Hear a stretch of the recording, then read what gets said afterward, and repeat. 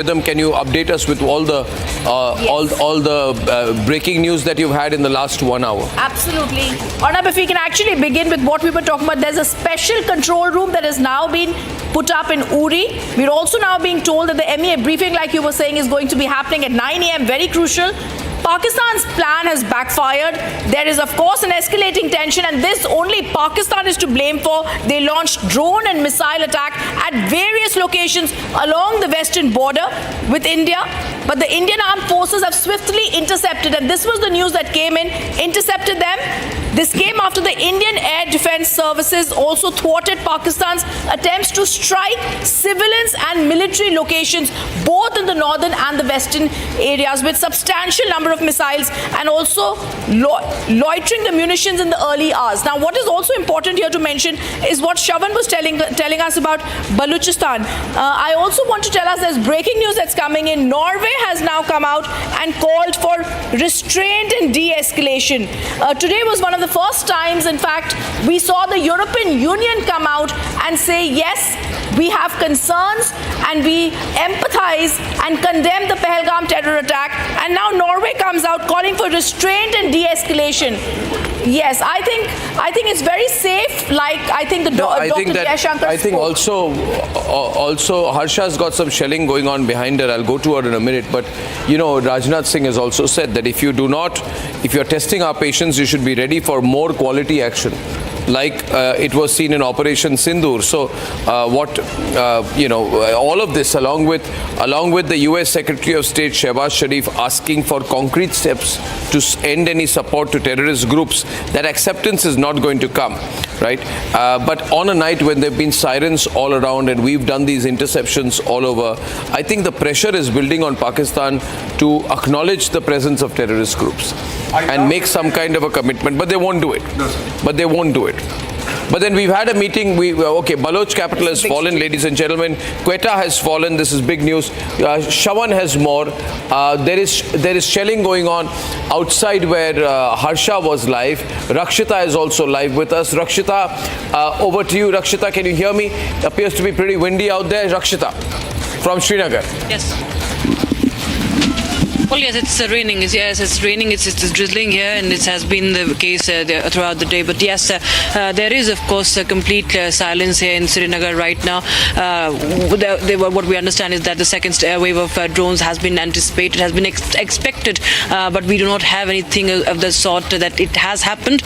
It has been carried out. But yes, the last we spoke, there was the attempt that was made, but all the air defense batteries have been activated, and they still remain on high alert. Srinagar has been on high alert since yesterday, and now, of course, after what happened in Jammu, the entire air defense system has been on high alert. Srinagar and Srinagar Air Base, of course, very sensitive locations, very important, very important, crucial locations. But yes, entire Kashmir is right now very silent and blacked out. And yes, where Harsha is right now, Jammu is right now. I sorry, just wanted to come in. I mean, I got another confirmation off record, of course, that we have very straightforward planned operations which are happening in the Arabian Sea against multiple positions, Deepak Vora, in Pakistan. It's not one location. We've been talking of Karachi, but this appears to be a little widespread from what I am hearing now, that these are multiple locations that are being targeted, and the naval operations are there. The aircraft carrier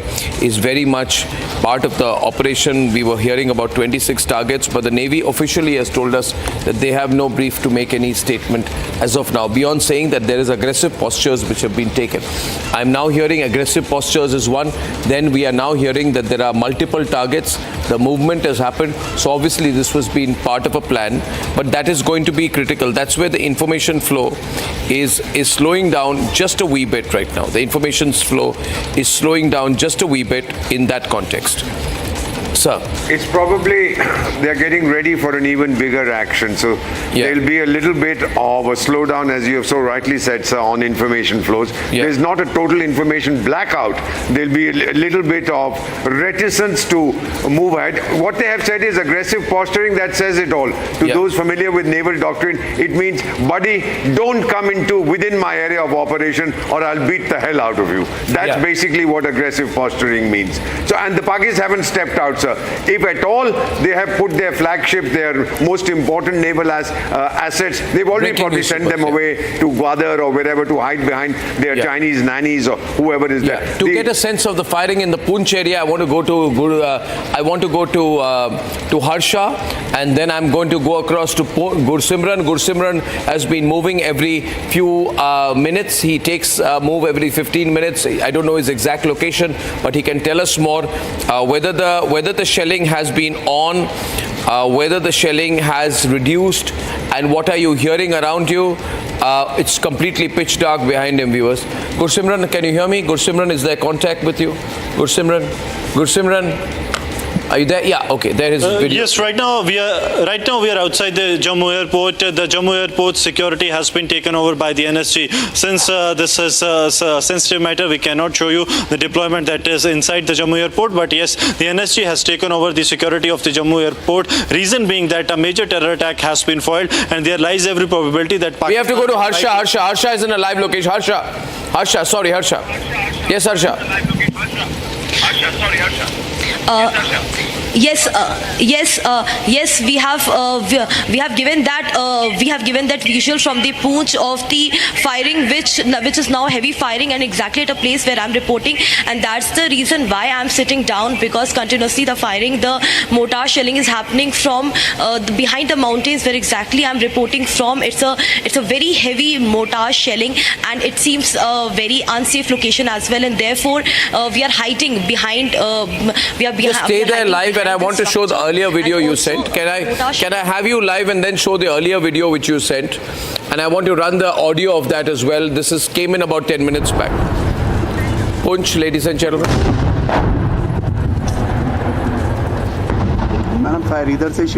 You can hear the firing.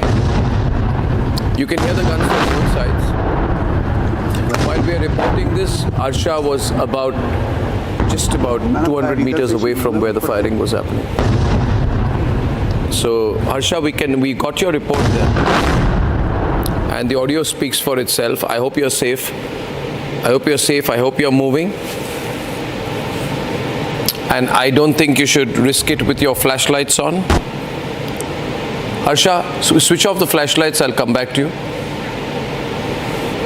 As a precaution, Harsha should switch off her flashlights to not invite unnecessary attention, and then we'll come back to her. Gursimran, maybe you do the same. I do not mind lower visibility right now, but the flashlight's not good for you. So, Gursimran, can you hear me? Viewers, the story right now, as I wait for Gursimran to hear me. Gursimran, just lower your visibility for a while, please, if you don't mind. And I'll come back to you. You know, like our other reporters, reporting in reduced visibility will be completely understood. Saurabh Shukla, you're with us right now. Saurabh, something big is brewing, right? If you have a MEA briefing at 9 o'clock in the morning, you've covered MEA for ages. Yeah. In this time, what do you make of a MEA briefing, 9 a.m. briefing? I get a sense that we have certain I would say strategic objectives in mind, okay, what we were discussing earlier. I think, and that's the reason why I see a sense of information flow drying up a bit, which is a bit deliberate. I think, and I hope some of these strategic objectives will be met, because we are very clear this time, given the sense that I'm getting from here in Washington, D.C., speaking to a lot of diplomatic sources, also back in India, that this time we are not going to be strategically restrained. We have Pakistan is the one which has crossed the red line. It's now for India to make sure that we fight to finish it.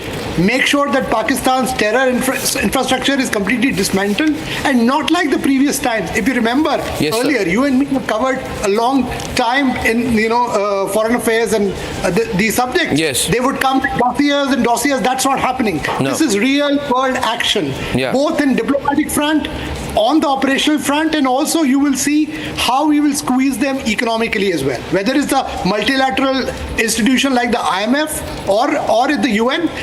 You know, Pakistan is a non-permanent member of the UNSC. Yet, despite their repeated assertions, they've been rebuffed by the permanent members there. Barring China, no other country is standing with Pakistan today. This is the kind of isolation they've got. And obviously they're facing it tomorrow when the Saudi minister goes. He's going with a clear missive, I've been told, for Pakistanis to not only back down, but I'm getting to hear there is something major happening as well. Either you hand over some of these terror masterminds, otherwise you face the music. And till that, India's machine will not stop till the time we attain those strategic objectives. That's what I'm getting from my sources. Saurabh, I'll keep you on air because Deepak Voraji wanted to respond to something. He's adding a comment to what you've said here. When you've talked about the Saudi foreign minister's visit, I know the person, to Pakistan, there is more than just a simple goodwill, love you brother kind of thing. You might recall that 20-25 years ago, the world would say that Saudi Arabia was a major financer of terrorism. Don't trouble us in Saudi Arabia, go and fight your battles elsewhere, we'll give you the money. But that reputation the Saudis didn't like, and then they started moving away from it. What then really happened was the epicenter of terrorism, not just financing but also training, shifted to Pakistan. Now Saudi Arabia and Pakistan are rivals for the leadership of the Islamic world.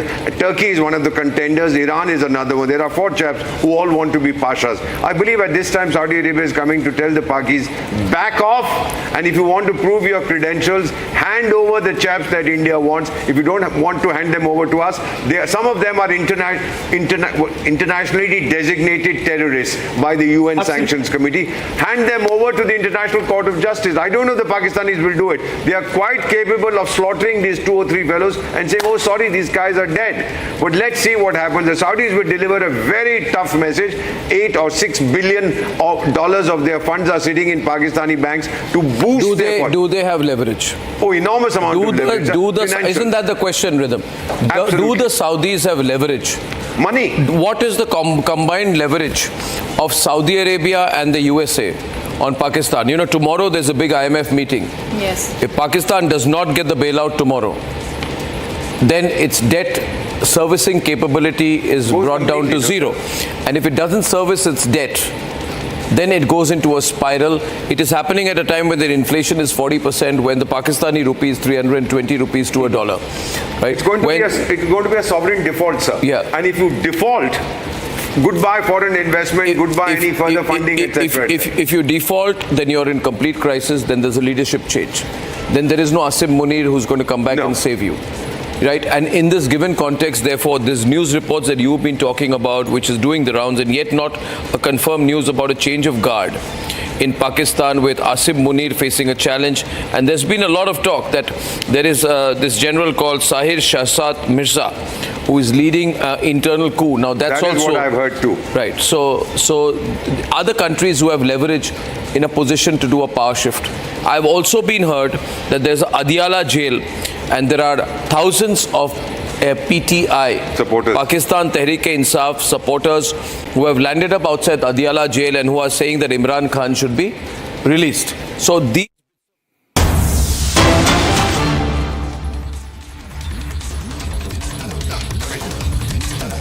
We're getting in breaking news now, and fresh pictures coming in.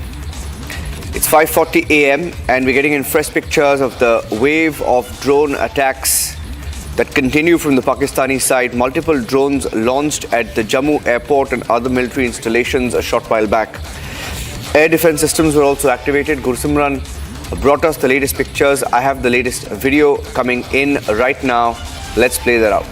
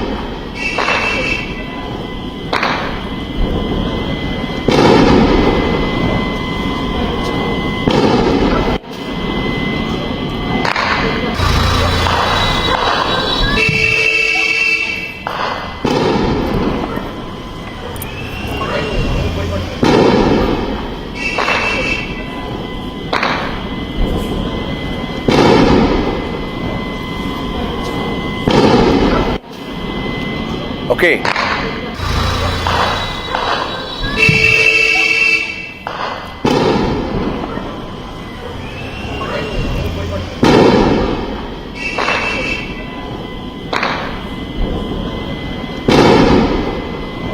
पहले ही जो है आप देखिए तस्वीरों में अभी आप देखेंगे ये देखिए ये एरियल डिफेंस सिस्टम जो है एक्टिवेट हुआ है। ये तस्वीरें जो सरजीवन आपको विजुअल से दिखा रहे हैं कि एक बार फिर से पहले ही जो है आप देखिए तस्वीरों में अभी आप देखेंगे ये देखिए ये एरियल डिफेंस सिस्टम जो है एक्टिवेट हुआ है। ये तस्वीरें जो सरजीवन आपको विजुअल से दिखा रहे हैं कि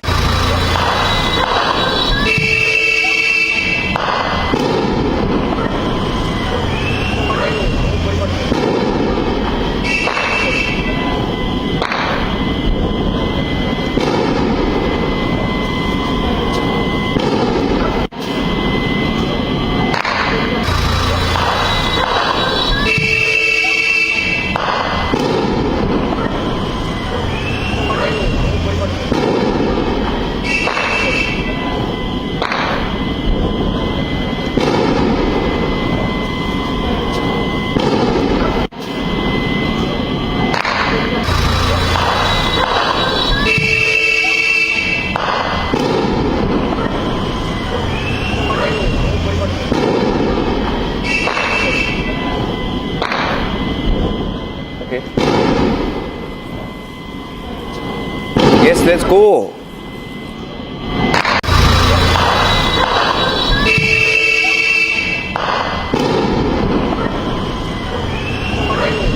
Live right now, he brought us these pictures. Gursimran, what happened this morning? What time did these fresh wave of drone strikes begin?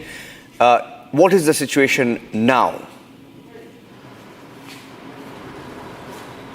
See, Niranjan, it was 4:20 this morning that a fresh wave of attack began from the Pakistani side when the drone entered the Indian territory and they approached the military targets. We are told that Jammu airport, along with that one division of the Indian Army that is in the Satwari area of Jammu, along with the Indian Army's Northern Command in Udhampur and the 16 Corps headquarters in Udhampur, in Kathua, in Udhampur and Nagrota, they were the main targets of this second wave of the attack. However, for now we are learning of no losses. That means like the first wave, the second wave has also been totally decimated by the forces, and the second wave could not be successful. That is what we can confirm. But since it's only now the 5:45 in the morning, that means it's a long day to go, and the way Pakistan is carrying out the back-to-back new waves of the drone attacks, what it seems that Pakistan does not want any of the peace to prevail, because it is furthering the escalation between the two countries. Because yesterday evening, when the Ministry of External Affairs along with the Foreign Ministry and the two officials from the Indian Army, they held a press conference in which it was made very clear that India's steps are a response to the escalation done by the Pakistan. That means India does not want any escalation further, but had Pakistan stopped there, things would have been better. But now the Pakistan has taken the escalation to a next level. That means Pakistan is targeting the locations of the Indian Army. They are targeting the locations day in and out. And now as we speak, you will see that in the visuals that we have shared, that how Pakistan is targeting the locations of the Indian Army, but of the Indian Air Force. But this have been given a befitting reply by the troops, by not only the intercepting them but destroying the drones that are coming from across the border. Yesterday also we were told that there were some drones and some missiles. Today we are also being told the same, but the more clarity will come as the day progresses, because the senior officials who are part of the investigations, they will arrive in a short while from now at the place where this entire debris they have fallen. And once the debris are recovered, they will be in a better position to tell that how the operation was planned, because of what was the coordinates from where this drone was launched. Everything will come into fore. But for now, it's a prima facie and too early to say that from which base the drone was launched, but it was very close to the line of control.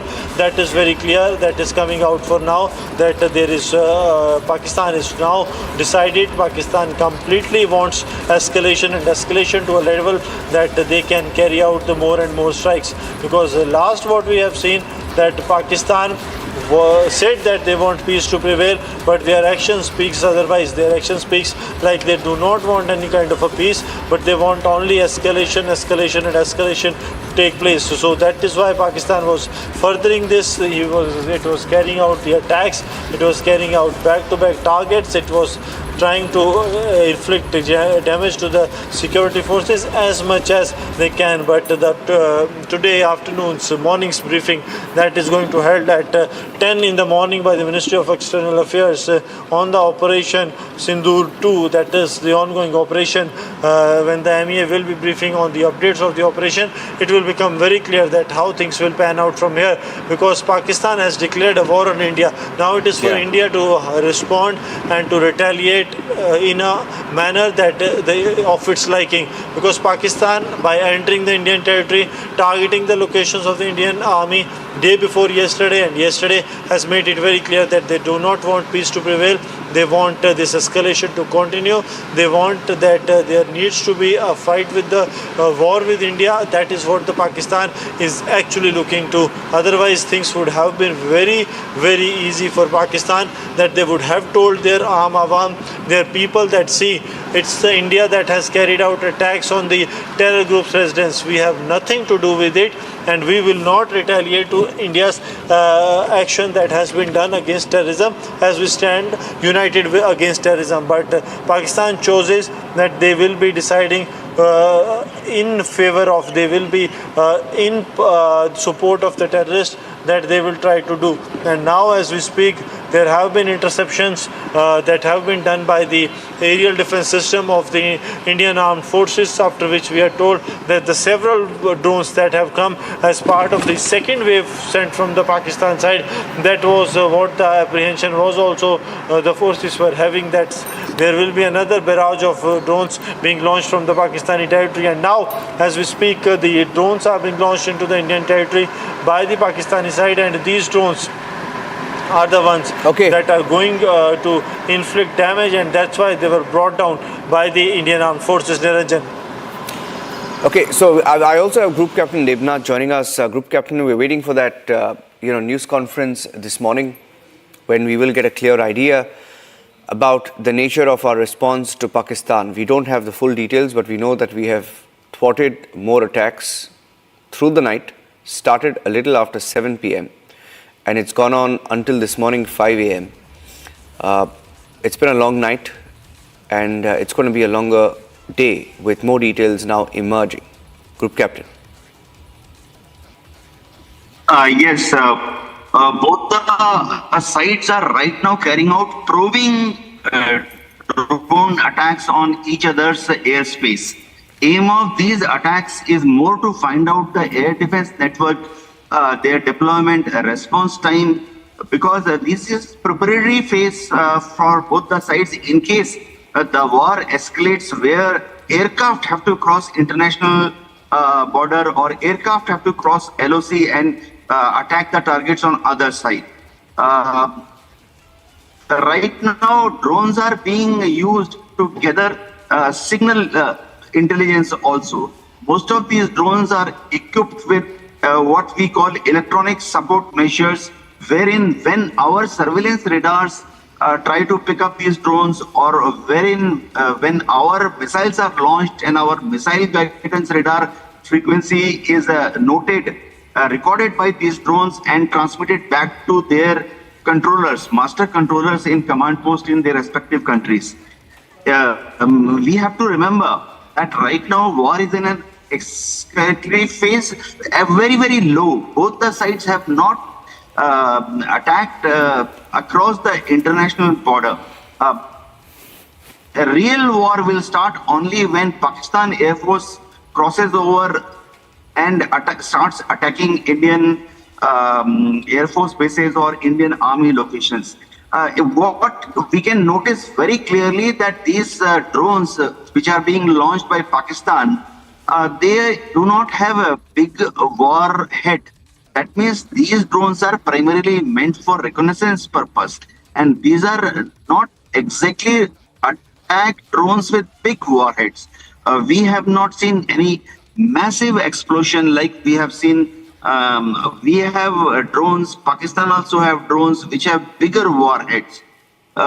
Those drones with bigger warheads are launched when you want to cause kinetic kill on the enemy. That will be next phase probably by this evening.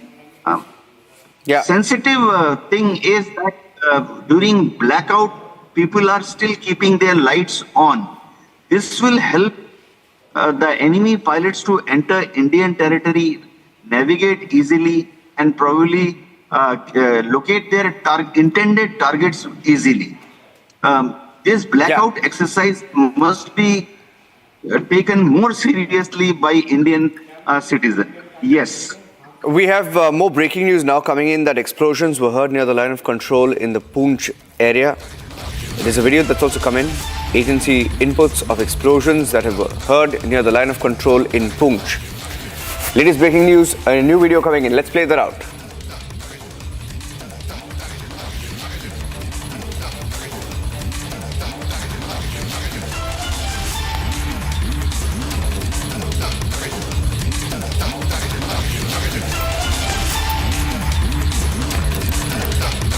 Amid rising tensions between India and Pakistan, the sound of explosions heard near the line of control in the Poonch and Rajouri districts early morning, Jammu and Kashmir, in two districts, Poonch and Rajouri. This is the latest video that's come in. The BSF earlier foiled a major infiltration attempt along the international border in the Samba district of Jammu and Kashmir. The attempt was made overnight, and BSF confirmed that there was a major infiltration bid at the international border in Samba. And amid these attempts, there has been explosions that were heard this morning, and video also put out. The moment I have that video, we'll just play that out. Pakistani Air Force jet reportedly was shot down overnight by Indian air defense systems in Pathankot, Punjab. However, we are waiting for an official confirmation of that information. India overnight has also shot down several Pakistani drones in Nowshera sector and other areas of Jammu and Kashmir. Now, these drones were intercepted during a heavy exchange of artillery fire between Indian and Pakistani forces. Now, the integrated defense staff also put out information that Pakistan tried to target military stations in Punjab, Pathankot, Udhampur, all located near the international border. The Indian Armed Forces responding strongly with no loss of life are being reported.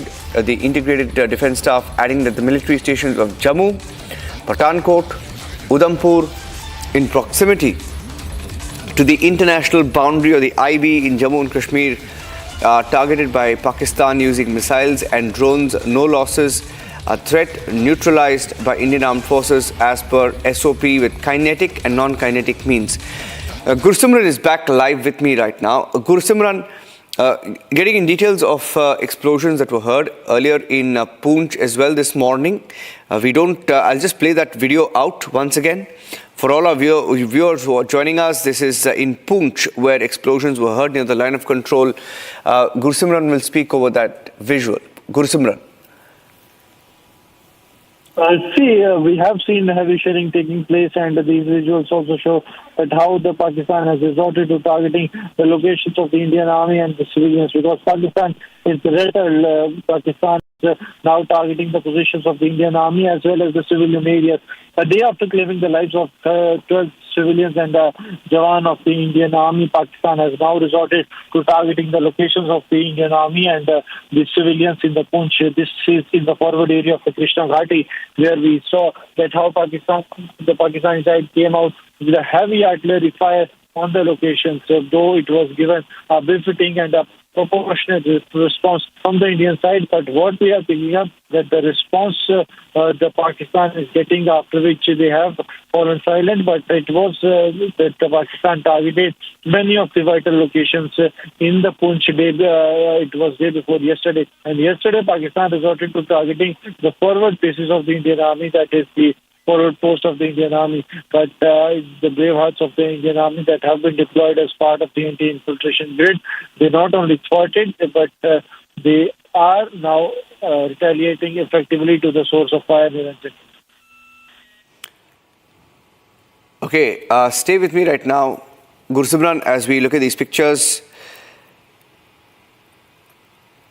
Getting in some more breaking news right now. Another update that has just come in, an input of what comes as a boost to India's maritime capabilities. Arnala, which is the first in a series of 8 indigenously designed anti-submarine warfare shallow watercrafts or SWCs, has been delivered to the Indian Navy on Thursday. Arnala is the first in a series of 8.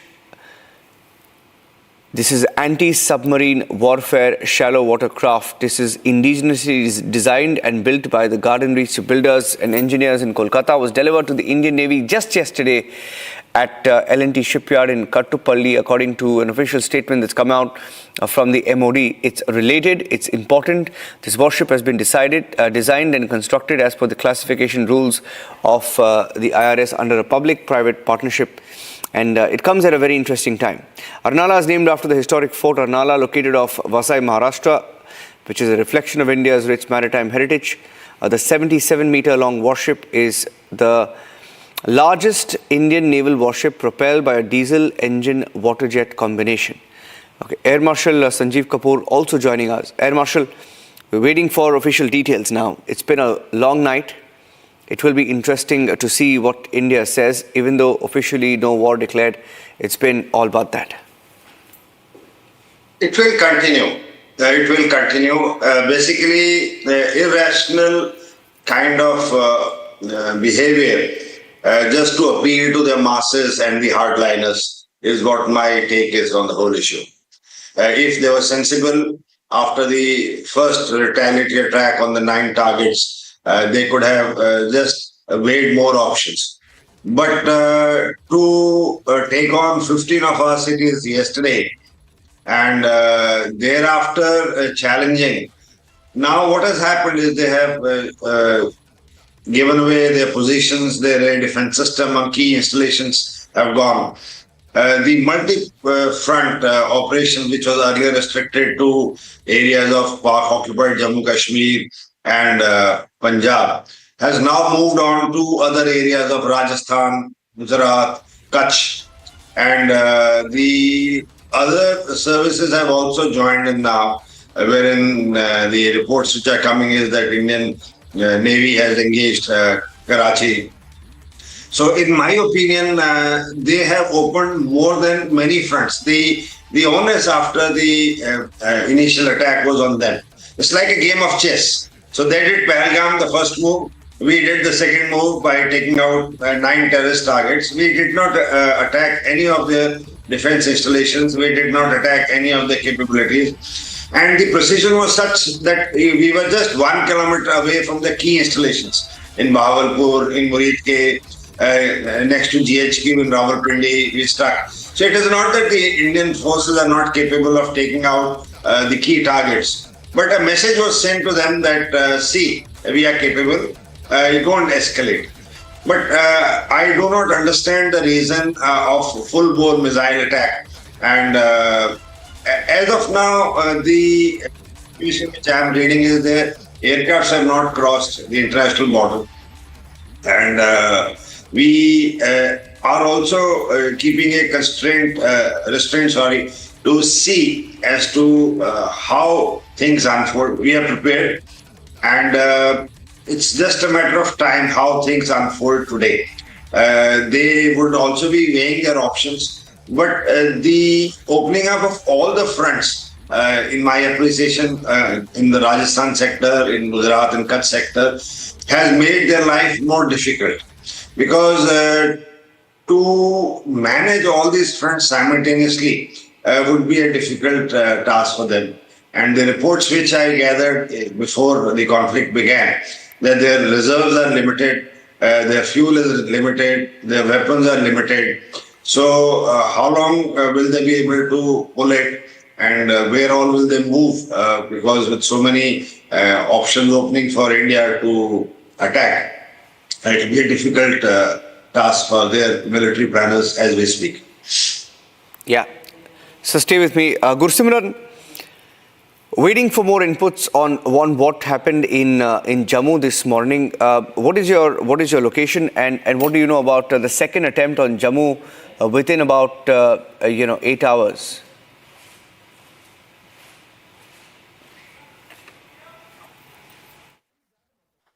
सामने का इलाका अभी क्योंकि अंधेरा जो है वो छटा नहीं है पूरी तरह से, तो पाकिस्तान की कोशिश शुरू हो गई है। ठीक सामने का इलाका जो है वो अंतर्राष्ट्रीय सीमा का इलाका है। यहाँ से जो है ये तवी नदी पाकिस्तान की ओर जाती है। यहाँ से पाकिस्तान का रास्ता जो है तकरीबन 12 से 15 किलोमीटर तवी नदी के ज़रिए है, और इसी इलाके से तकरीबन जो है पाकिस्तान की तरफ से ये ड्रोन्स लॉन्च किए जा रहे हैं, ये मिसाइल्स जो हैं वो लॉन्च किए जा रहे हैं। लगातार पाकिस्तान जो है भारत के सभी सैन्य प्रतिष्ठानों को निशाना बना रहा है, लेकिन कल शाम जब पहले जम्मू एयरपोर्ट, उसके बाद भारतीय सेना की उत्तरी कमान का मुख्यालय, उसके बाद भारतीय सेना की 16वीं कोर का मुख्यालय, उसके बाद भारतीय सेना के 3 महत्वपूर्ण प्रतिष्ठान जिसमें राजौरी, अखनूर और उसके साथ साथ बड़ी ब्राह्मणा जो कि सांबा जिले में पड़ता है, उसे पाकिस्तान की तरफ से निशाना बनाया गया। आज सुबह एक बार फिर पाकिस्तान ने जो है ये हिमाकत शुरू कर दी है। लगातार पाकिस्तान ड्रोन के जरिए भारतीय सैन्य प्रतिष्ठानों को निशाना बना रहा है। तस्वीरें आप लगातार जो है वो ग्राउंड जीरो से देख रहे हैं कि किस तरह से पाकिस्तान की ये कोशिश है कि ज़्यादा से ज़्यादा नुकसान जो है वो भारतीय इलाकों को पहुँचाया जाए, खासतौर पर भारतीय सेना के उन प्रतिष्ठानों को जहाँ से पाकिस्तान को डर है कि अब युद्ध की स्थिति क्योंकि बन ही गई है, तो यहाँ से भारत जो है पाकिस्तान पर बड़े हमले कर सकता है। इसीलिए पाकिस्तान अब बौखलाकर इन्हीं स्टेशंस को, इन्हीं बेसिस को एक बार फिर से निशाना बना रहा है, क्योंकि यहाँ पर अगर बात की जाए तो यहाँ पर पाकिस्तान एक टारगेट नहीं लेता है, यहाँ पर पाकिस्तान हमेशा 2 टारगेट लेता है।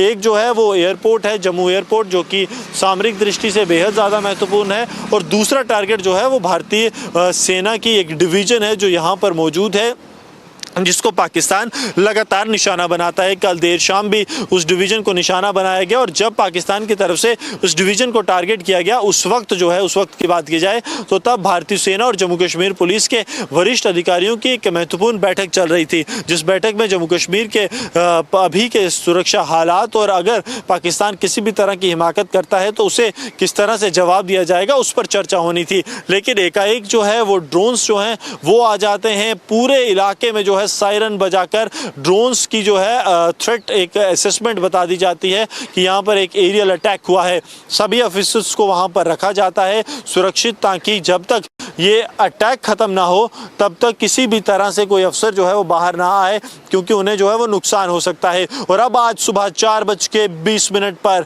एक बार फिर से पाकिस्तान की ने अब जो है एक बड़ा ड्रोन अटैक लॉन्च किया है।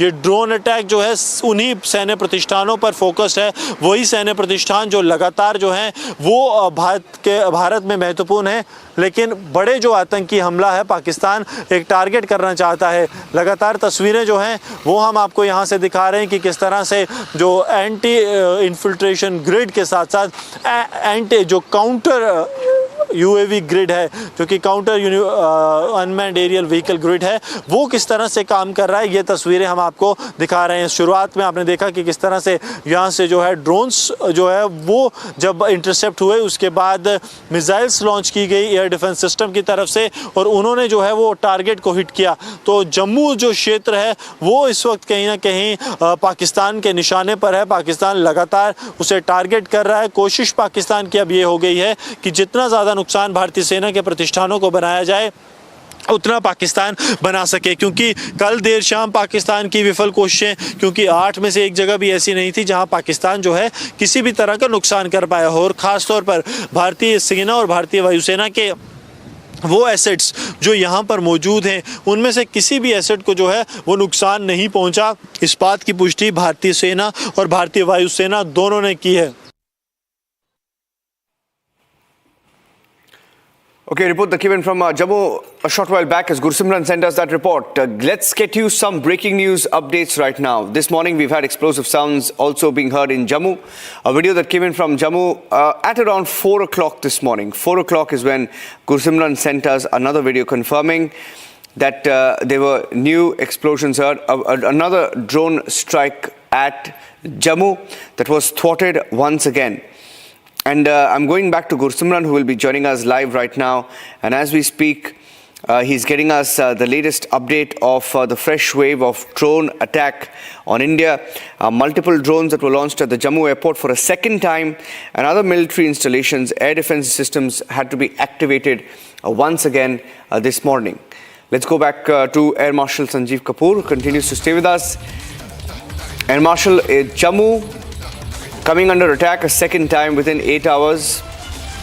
What is your sense about Pakistan and what they've attempted to do, especially at the Jammu airport? See, Jammu is just touching Sialkot. If you see the map, the distance is not more than 30 kilometers. So we have hit the targets, and Pakistani establishment was very wary of their certain key targets, which the Indian forces have now taken on. Never after 71 have we ever attacked any of their targets in Pakistani Punjab. So with their air defense system being taken out from Lahore and attacking Rawalpindi to Sialkot to Gujranwala, all these things have rattled them. They have never ever in their wildest dreams expected that we would be taking out these targets. So now it's a show of face. It is just very close to the border. So not very high-end precision weapons are needed to take out Jammu. So they are trying their best to inflict some sort of a damage. And what reports am I seeing on the television now? That they are playing old Hamas and Middle East videos to indicate that this is the kind of damages that they have inflicted on India. Mind you, they are very good in playing mind games, and they are very good in building up a false narrative. So they are known for this.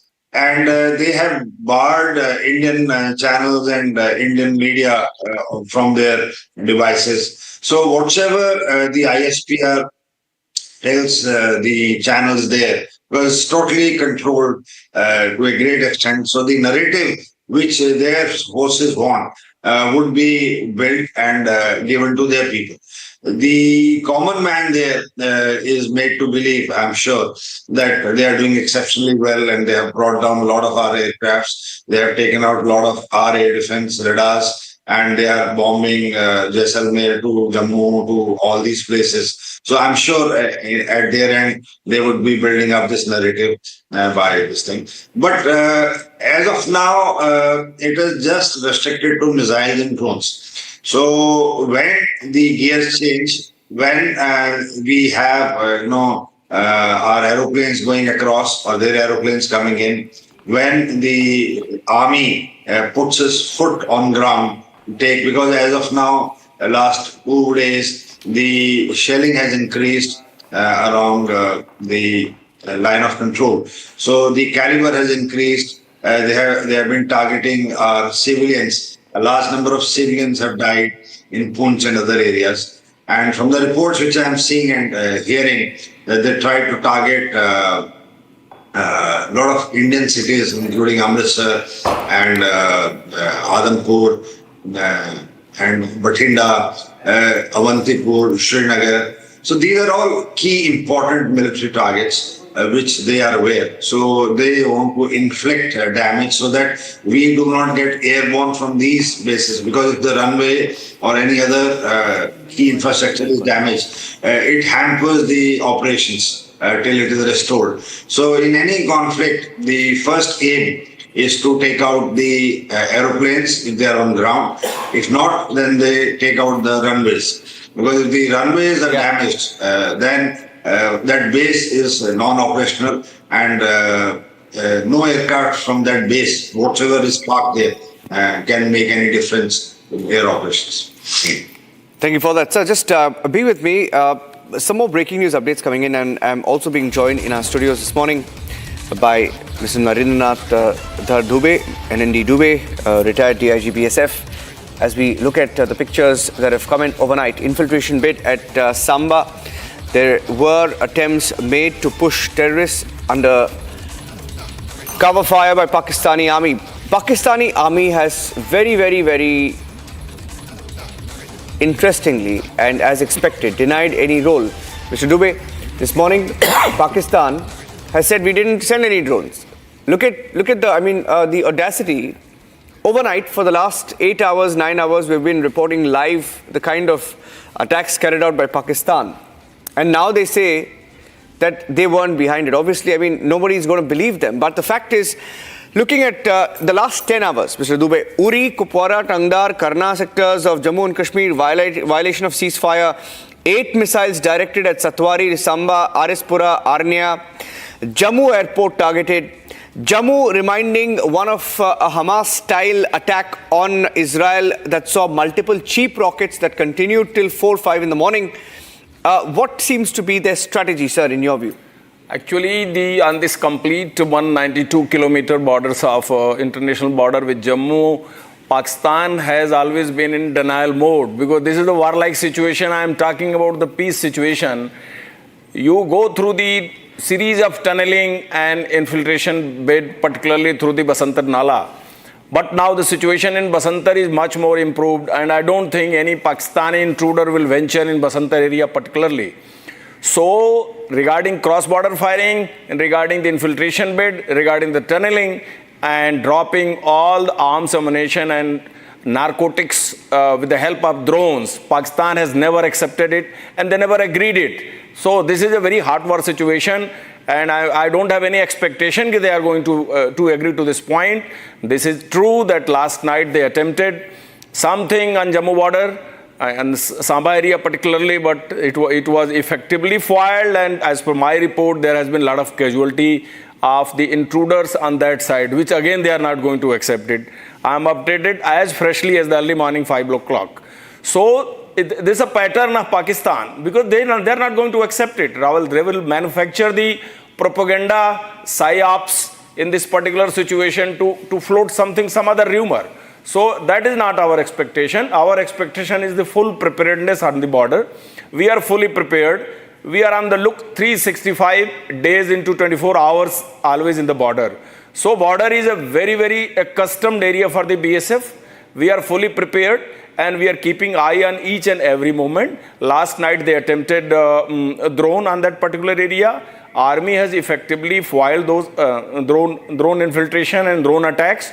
So that area is completely taken care of. Currently, our concern is that in a situation of further escalation, I mean to take care of the civil population who are residing right inside the border area.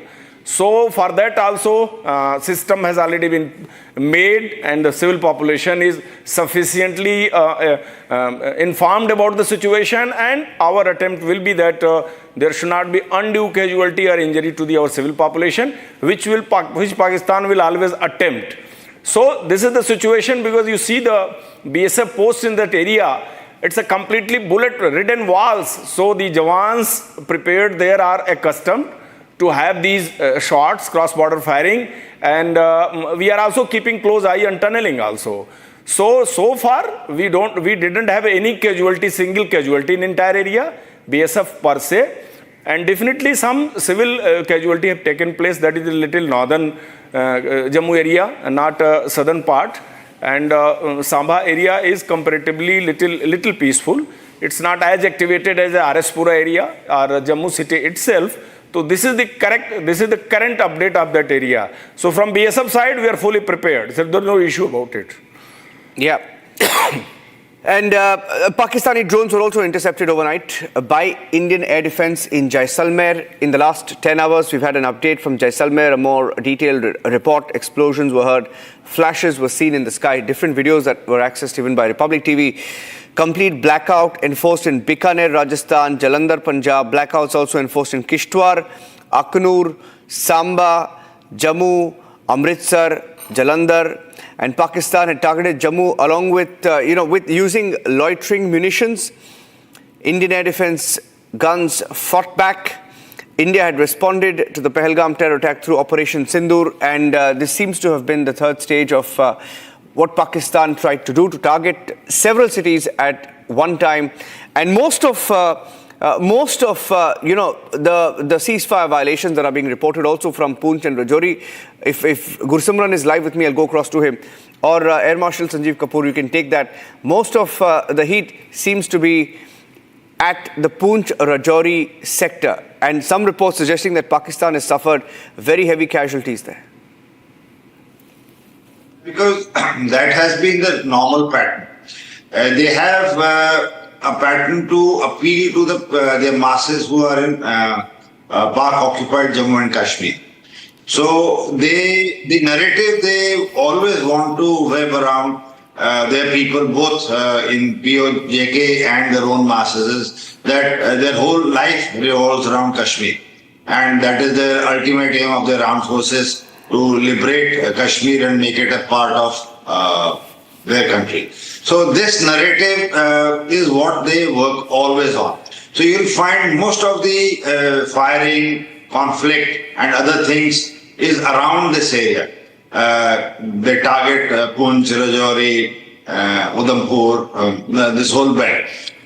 So the attacks will continue. In my appreciation, they would be at this stage working on the drones and missiles, because the moment any of the aircrafts cross the international border, it is a full-blown war. And once the aeroplanes cross, because as of now, the aeroplanes have not crossed on the other side. It has been restricted. But moment the aeroplanes move in, I feel thereafter it is a full-blown thing, and the troops will move across and taking out their strategic targets will begin. So both sides at this stage would be weighing in the options on areas where they are strong, on areas where they need to defend. It's a mix of offense and defense in these kind of operations. So what combination in which area is what they would be looking at, and we are also probably looking at the weak areas from where we can inflict damage. One such thing is the areas which are in Sindh and the southern areas around Karachi and Balochistan, Umrah and these naval bases towards Gwadar are a target which Indian Navy would be engaging in. So the restricted forces which they have and accumulated along the northern and eastern borders of theirs will have to be now pulled out. Plus their internal security situation, which we had discussed enough, has large amount of their forces which are now things from Khyber Pakhtunkhwa to Iranian border to Balochistan to unrest in Sindh. So it will be a huge task for them to manage their people now. But mind you, they are a professional armed forces. They are about 6.5 lakh strong. They are well trained, well motivated, and they will not take things lying down. Because once the escalated ladder starts to go up, they will retaliate. They will retaliate because now the gloves are off and they are rattled by our strikes in the Punjab. Because I have been covering in each forum that the heart of Pakistan lies in the Punjabis. Everything in the country, starting from the army, bureaucracy, political, businesses, key positions, everything is controlled by the Punjabis. And they have fortified their Punjab to an extent, both by air defense weapons, by digging up canals. Each and every area of Pakistani Punjab has canals which are used for irrigation also, and which act as bunkers in case of Indian armor which has to move across their country.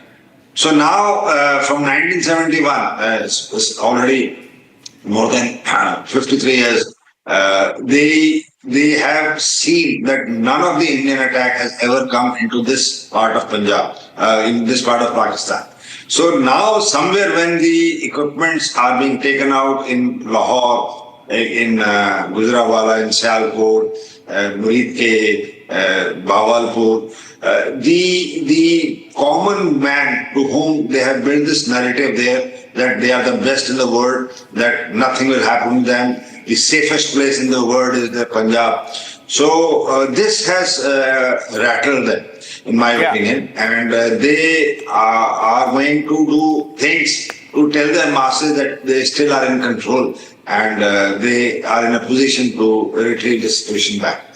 So it will be interesting today how the things unfold, because operations by night are different, operations by day are different. And we have seen in both the night that early 1 a.m. strike by India on 7th was totally by night operations. Then they did the missile attacks on the night of 6th and 7th, and we also retaliated back. And last night was also the night between 8th and 9th. Now the day is rising. It will be bright. Sir. Now the stock would be taken as to what is the damage. Everybody would come inside and plan the next course of action. Yeah. From So there's some more breaking news now coming in because we have a tweet that's put out by Omar Abdullah, the Chief Minister of Jammu and Kashmir, saying that he's driving to Jammu now to take stock of the situation after last night's failed Pakistani drone attack directed at Jammu city and other parts of the division. Not a good idea for him to put out a tweet saying that he's headed, given the situation, security concern. Gursimran is joining us. Mr. Dubey, I'm just coming to you in just 30 seconds. Gursimran is also live with us. Getting a quick update. Gursimran, I saw your report there from Jammu. What's the latest update from Jammu Airport? There's concern around Jammu Airport, Pakistan trying to target Jammu Airport specifically. What's the update there? See, Niranjan, if you speak of the Jammu airport is secure, though there have been 2 attempts that have been made by the Pakistan to target the Jammu Air Force, but due to the systems, that aerial defense systems that have been put in place, there has been no loss to any of the assets that are there. That is the confirmation that we are getting from the authorities of the Jammu airport. Apart from this, there have been a number of attempts that were made by the Pakistan side over the time, but these kind of drone attacks that the Pakistan is carrying out at the military installations across Jammu region, this also shows that how desperate Pakistan is, because they know they stand in nowhere to the might of the Indian Army, and that's why they are resorting to these kind of tactics. There have been 2 waves of the drone attacks that have been carried out. First was late last night at around 8 in the evening, and second has been carried out today morning starting 8:20 and went on for more than an hour's time, when the last drone was neutralized by the security establishment.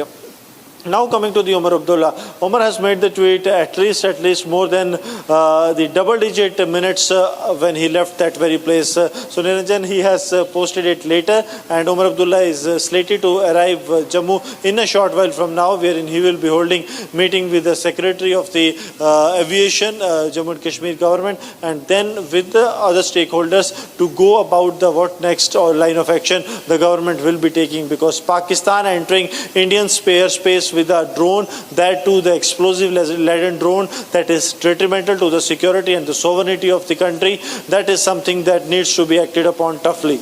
Yeah. Okay. Yesterday, Mr. Dubey, we made an announcement that we have struck the radars of Pakistan, air radars in Lahore. We had deactivated them. We struck them.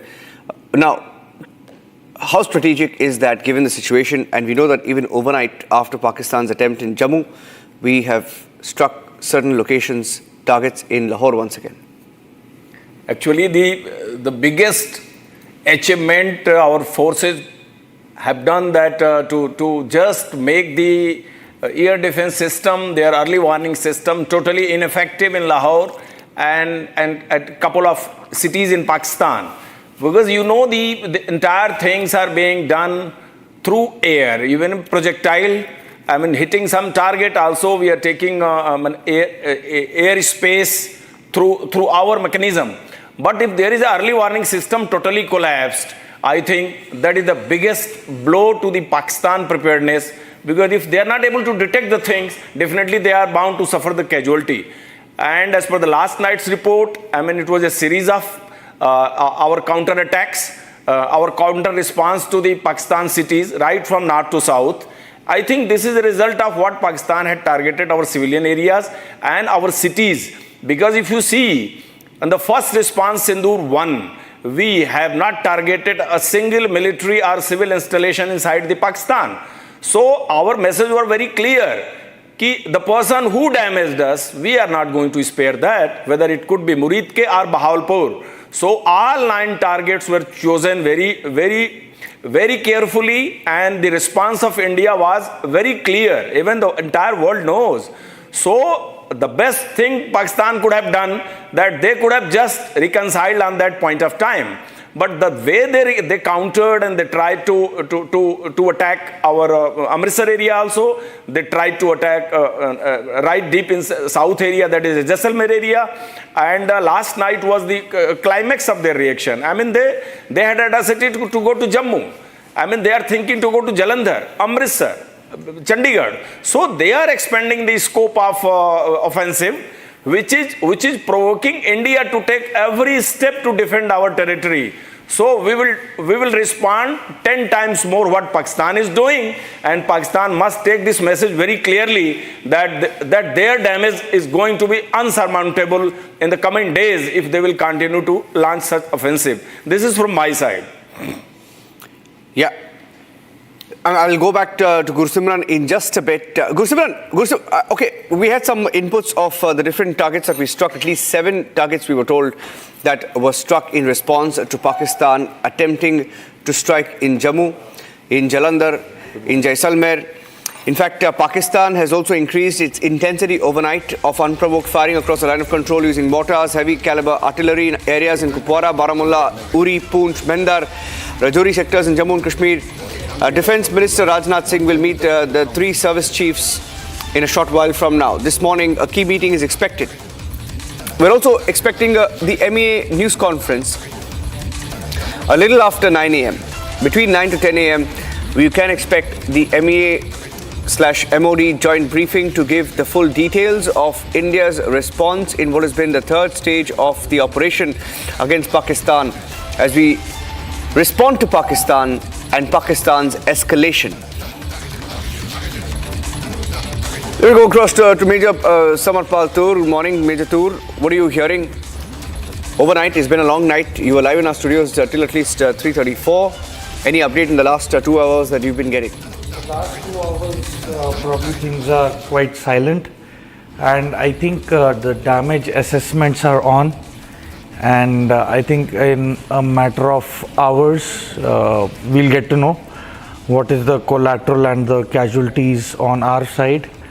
As far as the Pakistan side is concerned, there is a total blackout. They have stopped the internet services, and it is but obvious that damage there is multifold, much more than what we have taken the brunt. So I think the coming hours are going to be very decisive, and diplomatically there will be consequences. I do not think the West is going to keep quiet when the largest democracy in the world is under attack. This is one of the most heinous crimes. I would rather say it would amount to war crimes, going against a nation which is the largest democracy and supporting terrorism. The visuals were very evidently clear yesterday when the funeral was going on of the terrorists. They were draped in the Pakistani flags, and it was such a shame to see those visuals. And I think it's a slap on the face of democracy and the free world as to what Pakistan is now blatantly and openly doing. And this needs to be called out. This needs to be called out, Niranjan. It can't go on for long. Okay. I'll get one more question in from Air Marshal Sanjeev Kapoor, because some conservative estimates putting it at anywhere between, some early reports saying we downed about 5 Pakistani drones, but that number some suggest could be as much as 40 overnight. These are cheap tactics used, even by Hamas when they tried to strike Israel on the 7th of October in 2023. Air Marshal Kapoor. Yeah, the strikes will continue. I told you before also, they would be ready. But they would be weighing options considering our air defense systems. We have a very potent S-400. For benefit of your viewers, all this thwarting of attacks which we did yesterday of our 15 bases, and whatever reports we are getting of bringing down their aeroplanes, is primarily because of the S-400 which we purchased. If you recall, when we were purchasing this, the agreement was in 2018, If I recall, it is about 35,000 crores worth of investment for 5 such systems. Now, for benefit of your viewers who are not aware, S-400 is an exceptionally good air defense system. It has a range of about 400 to 450 kilometers. It has 3 options, that is far, medium and short. The medium range is around 250 kilometers. It can take out targets as high as 30 kilometers. That's about 1 lakh feet above the surface of the earth.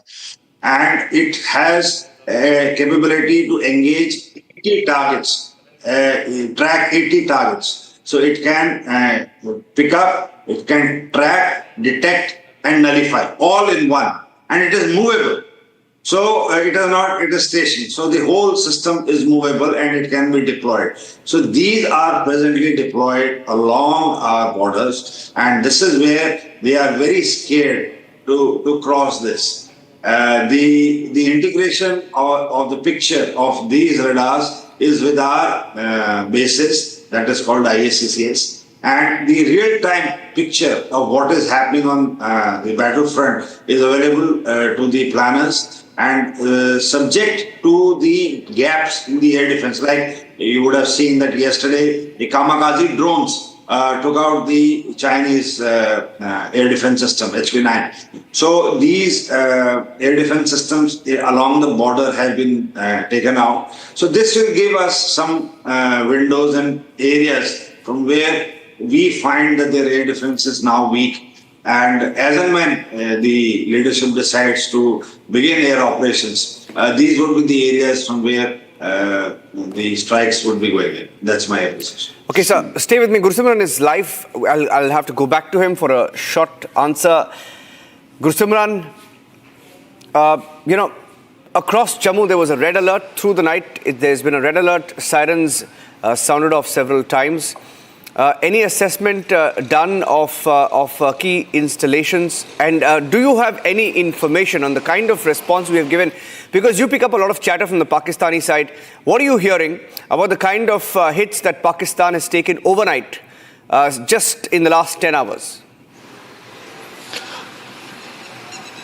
See, Niranjan, what has happened that there have been 2 waves of this drone attack that has been launched by the Pakistani side. So for the first launches that the Pakistan has done, the assessment was done. Internal assessment says that there has been no loss. All the valuable assets are safe. The second assessment is yet to be conducted because it was the time from the 4:20 to roughly around 5:30 when this wave took place, and it's only been 90 minutes. It will be taking another 1.5 hours for the authorities to assess the damage, if any, and also to go through the detailed assessment of all the vital installations that have been hit or that were on the target. Because see, it's not possible that the kamikaze drone or any kind of explosive drone will only carry out the attack or damage to the target only when they are directly hit, but also if they are jammed and they hit, they will also cause the same damage. So that assessment will be done in next 60 to 90 minutes. But for now, the majority of the assets are safe. That is, we can confirm rather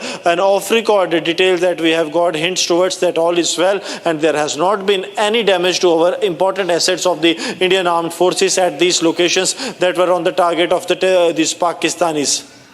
Stay with me, Gurusimran. I just want to play out some of the reports that we have of what has unfolded in the last 12 hours in response to India's restrained and selective targets on Pakistan and Pakistan-occupied Kashmir's terror infrastructure. On the 7th of May, Pakistan resorted to full-fledged war-like response with India, and on Thursday it unveiled a series of airstrikes on Indian civilians as well as military targets overnight after its failed attempt of targeting 15 Indian cities on Wednesday. However, we have neutralized all Pakistani attempts on Jammu, Punjab, Rajasthan and Gujarat. Here's a complete report of how Pakistan tried to target us in the last 12 hours. तस्वीरों में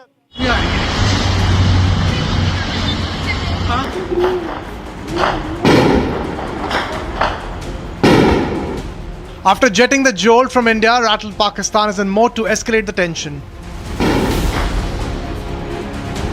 On Thursday, Pakistan attempted to hurl missiles on Jammu airport. Swarms of Pakistani drones were fired on multiple locations in Jammu. Attempts were also made to hit Arispura and Chani Mart. However, the Indian Defence Forces intercepted 8 missiles and foiled Pakistan's attempts. India's defence system was immediately activated. This is around Jammu. This is around Jammu. There are some visuals which are coming in around Jammu. These were sent by our reporter Gursimran. These seems to be air defence systems because they are surface to air from our side. Can you, by looking at this, we are playing the video. Can I get the audio up and let's get Gursimran in fast, please, ladies and gentlemen. Gursimran in fast. Gursimran, you are there with us. Gursimran, can you hear me? Can you tell me, Gursimran, what is happening in Jammu? What is your location? What is happening? Gursimran. Right now, Arnab, what we are picking up from the sources in the Jammu and Kashmir police that there has been some explosions that have been heard near the Jammu airport and Video. soon after that the air defense system has been activated. That is, we can confirm for now that the air defense system this seems like a Pakistani attack. An alert was sounded by the authorities and it cannot be said primarily, but yes, air defense system has been activated for now. That is what we can confirm. And also, if the air defense system has been activated, if the air defense system has been activated around Jammu, that means this could be an attempt by the Pakistanis to target the Jammu airport area. India's S-400 missile defense system and Akash air defense system foiled all Pak attempts to harm an inch of Indian soil. India drowned 2 F-16 fighter jets of Pakistan. Barring Doda, all other parts of Jammu were targeted by Pakistan. India's military stations in Jammu, Pathankot and Udhampur were also targeted by Pak drones, which were neutralized by India. There were also heavy artillery firing on the ground in Jammu city, Akhnur and in Samba sectors. The attack on the Arnia airbase in Jammu was also foiled. Artillery firings began in Akhnur, Poonch, Kupwara and Uri around 11 on Thursday night. Meanwhile, a total blackout was declared in several bordering districts of Punjab, including Gurdaspur, Amritsar, Taran Taran, while sirens were heard in Chandigarh as well.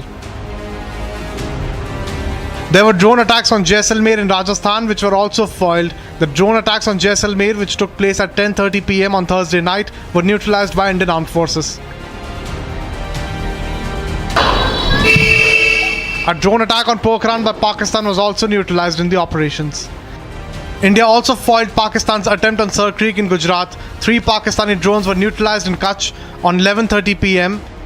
In a counter-attempt, India unleashed airstrikes on Lahore and Sialkot, destroying Pakistani airborne warning and control system. Amid India's all-out war with Pakistan, US Secretary of State Marco Rubio dialed External Affairs Minister S. Jaishankar and reiterated US's commitment to work with India fighting terror. Dr. S. Jaishankar also conveyed to his US counterpart about India's determination to counter any escalation. Secretary Rubio also dialed Pakistani Prime Minister Shehbaz Sharif and asked him to end support to terrorism. The External Affairs Minister also spoke to the European Union President Kaja Kallas and reiterated to her India's firm stance on retaliating any attempt of escalation by Pakistan. Meanwhile, neighboring Nepal conveyed a strong message to Pakistan, saying that it will not allow its soil to be used against India.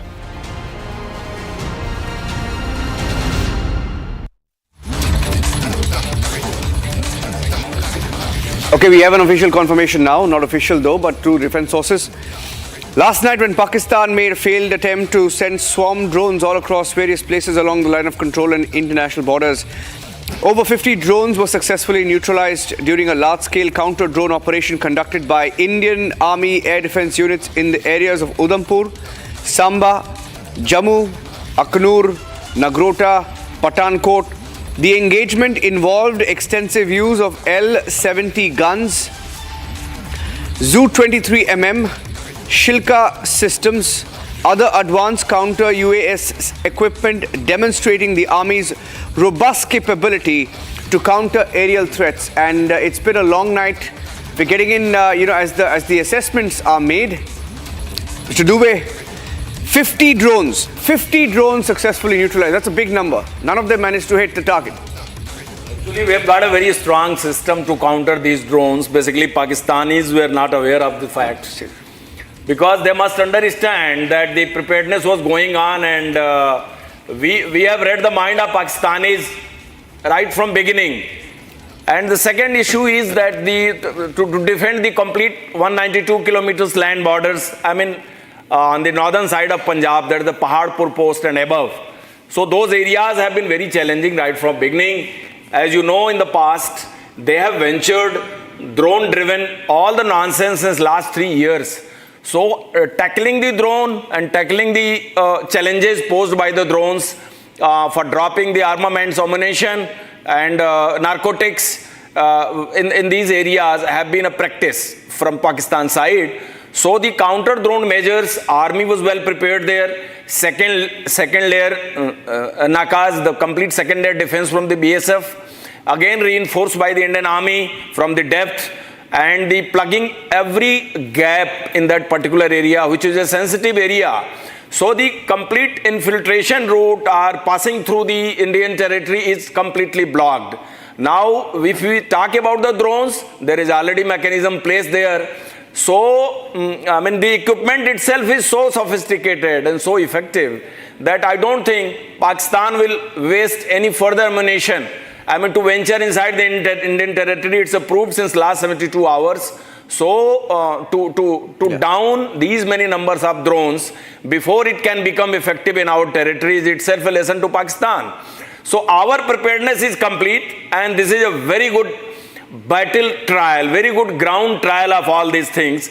Oh, I don't think there could be any better opportunity to test and try every technology to teach the lesson to the Pakistan misadventurism.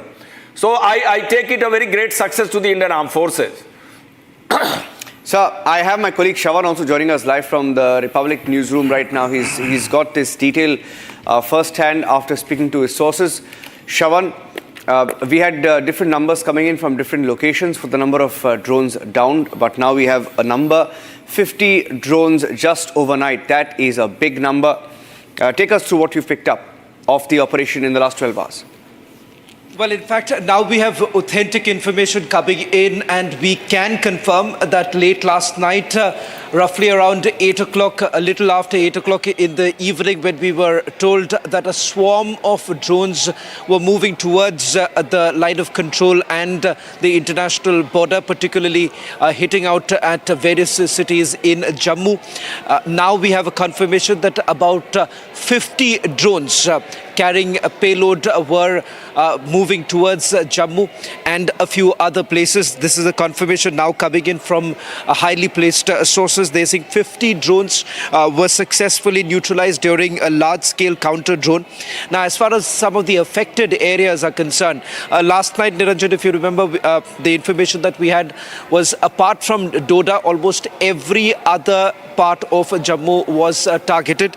We are being told that it was Udhampur, which happens to be the headquarters of the 16 Corps. And then you have Samba, Jammu, Akhnur, Nagrota and Pathankot areas. Nagrota too, remember, has a military base. Now, as far as the engagement from the Indian side, we were told that not just the S-400 but the L-70 guns, Zu-23mm Shilka systems and other counter-UAS equipment were basically used by the army to neutralize this threat that came in from the Pakistanis. This morning too, remember, this was an information that we've had late last night, that the agencies essentially were suspecting, the intelligence agencies were essentially suspecting that the Pakistanis would once again send out another, there could be a fresh wave of drone attacks from the Pakistani side. My colleague Gursimran did get us the confirmation earlier today that the Pakistanis did send out another wave of drones. We are just going to check with regards to what's the current situation like. As far as the line of control and the international border are concerned, both have been extremely active through the night. We haven't got a confirmation with regards to what's the situation like. Perhaps in a short while from now, Niranjan, I would be in a better position to confirm for our viewers what is the situation like on the ground. Shawan, be with me because a lot of speculative reports, doing the rounds, and we heard that a few Pakistani jets were down. No, we don't have a number to it. There is no official word on it, but different news agencies also reporting that Pakistan jets were perhaps down. What do you know from your sources on that front? Ranjan, there's been a lot of speculations that have been doing the rounds, but let me just tell you from various sections that we've tried to get an information and a confirmation. First information came in that perhaps in Pathankot there was a fighter jet of the Pakistanis that was brought down, but the Western Command under which Pathankot basically comes in, they have denied. In fact, we've also checked with the paramilitary forces, the border security force, as well as the CRPF with regards to any information of a Pakistani pilot being in their custody. That too, there has a denial that has come in. But having said that, what has been a pattern like from all our sources that we have spoken to is the fact that there's been an ongoing operation, and that is something that the forces have actually maintained through the day, and it goes a little beyond than what has been spoken so far, because they have been emphasizing on the fact that this time the operation is all about retribution. That was the last word, and I'm emphasizing on this word because right now, Niranjan, it's important as part of a responsible reporting. We basically look at each of the words that have been used by our sources, because that is indicative of what's really on the ground, because the forces, perhaps Mr. Dubey will be able to tell you more, that during an ongoing operation, it's very, very unlikely that you would actually get a specific details of that nature. And that's the reason why, perhaps if you can get in Mr. Anandi Dubey, he'll tell you why when the forces say that they're taking an aggressive posturing and the fact that there is a retribution in sight, what does that essentially mean from the military parlance? Mr. Dubey. Can you repeat this part again? Last part? There's been a lot of speculation that have been doing the rounds, but here at Republic TV, we believe in responsible reporting. I was told by my sources within the defense establishment, as far as this operation is concerned, the Navy is at an aggressive posturing. And as far as this entire operation is concerned, sources within the IDS indicated that there is an ongoing operation, which is a clear indication of what's really happening on the ground. You are very right, because last night I heard this. Aggressive posture of Navy from Arabian Sea. And I appreciate the word used for that, because until unless there is an official commitment or there is something very confirmed, a media channel has to carry a very, very huge responsibility on their shoulder. So the reporting has been very accurate, and anything which was not confirmed was not reported. And that is a very responsible reporting. I must agree to that. And because already there are machinery of propaganda already floating in the social media, particularly created and generated by the Pakistan handles, by the international community. There are few diaspora of Pakistan settled outside the country, and they are also generating lots of false propaganda. So we definitely carry a very great responsibility to reporting to the public. Millions and millions of people are viewing this, the development of the most serious conflict zone of the world. So once India and Pakistan are in conflict, the basic point is to respond to the terror attack of Pakistan-sponsored terrorists on the soil of Pahalgam. So our reporting has to be very, very responsible, and it's going on. So this is appreciable, and only the things which are confirmed on the ground are being reported.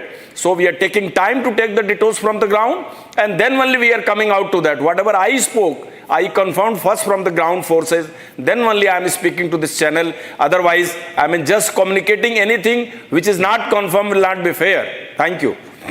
Thank you for that, sir. Yeah, Shawan, go ahead. Yes, Shawan. Just a quick point I wanted to make is because Pakistan currently is indulging in what we know as psyops, and that's extremely crucial to point it out for every viewer who's tuning in right now, because they would rather want this false narrative, and they have, right from the time the Pahalgam attack has taken place, false flag operation is the key buzzword within the DG ISPR, and that is the reason why we've been extremely cautious at this point in time, because as the operation is underway, we were given to understand there are layered responses that is coming in from the forces at this point in time. Yeah. And we don't have much information that's come in from Pakistan, because we're hearing that Pakistan has cut off internet. No press conference. No press conference. There's no internet in most parts of Pakistan. Last we heard that there was an explosion close to the residence of the Prime Minister Shehbaz Sharif, and he was taken to a safe house, safe location. Nobody knows his whereabouts. We also saw some pictures. Can't confirm them yet, but pictures were reported of Imran Khan's party holding large rallies asking for him to be released, saying that this current establishment has failed to even strike a single target in India. And they know how embarrassing it's been for Pakistan globally. I'd like to get in a report now, and then I'll go across to Major Toor. Tensions continue to soar along the line of control as Pakistan intensifies its shelling. This morning, the shelling has continued. This time, they've targeted innocent civilians in Poonch. Many have been left injured, including children.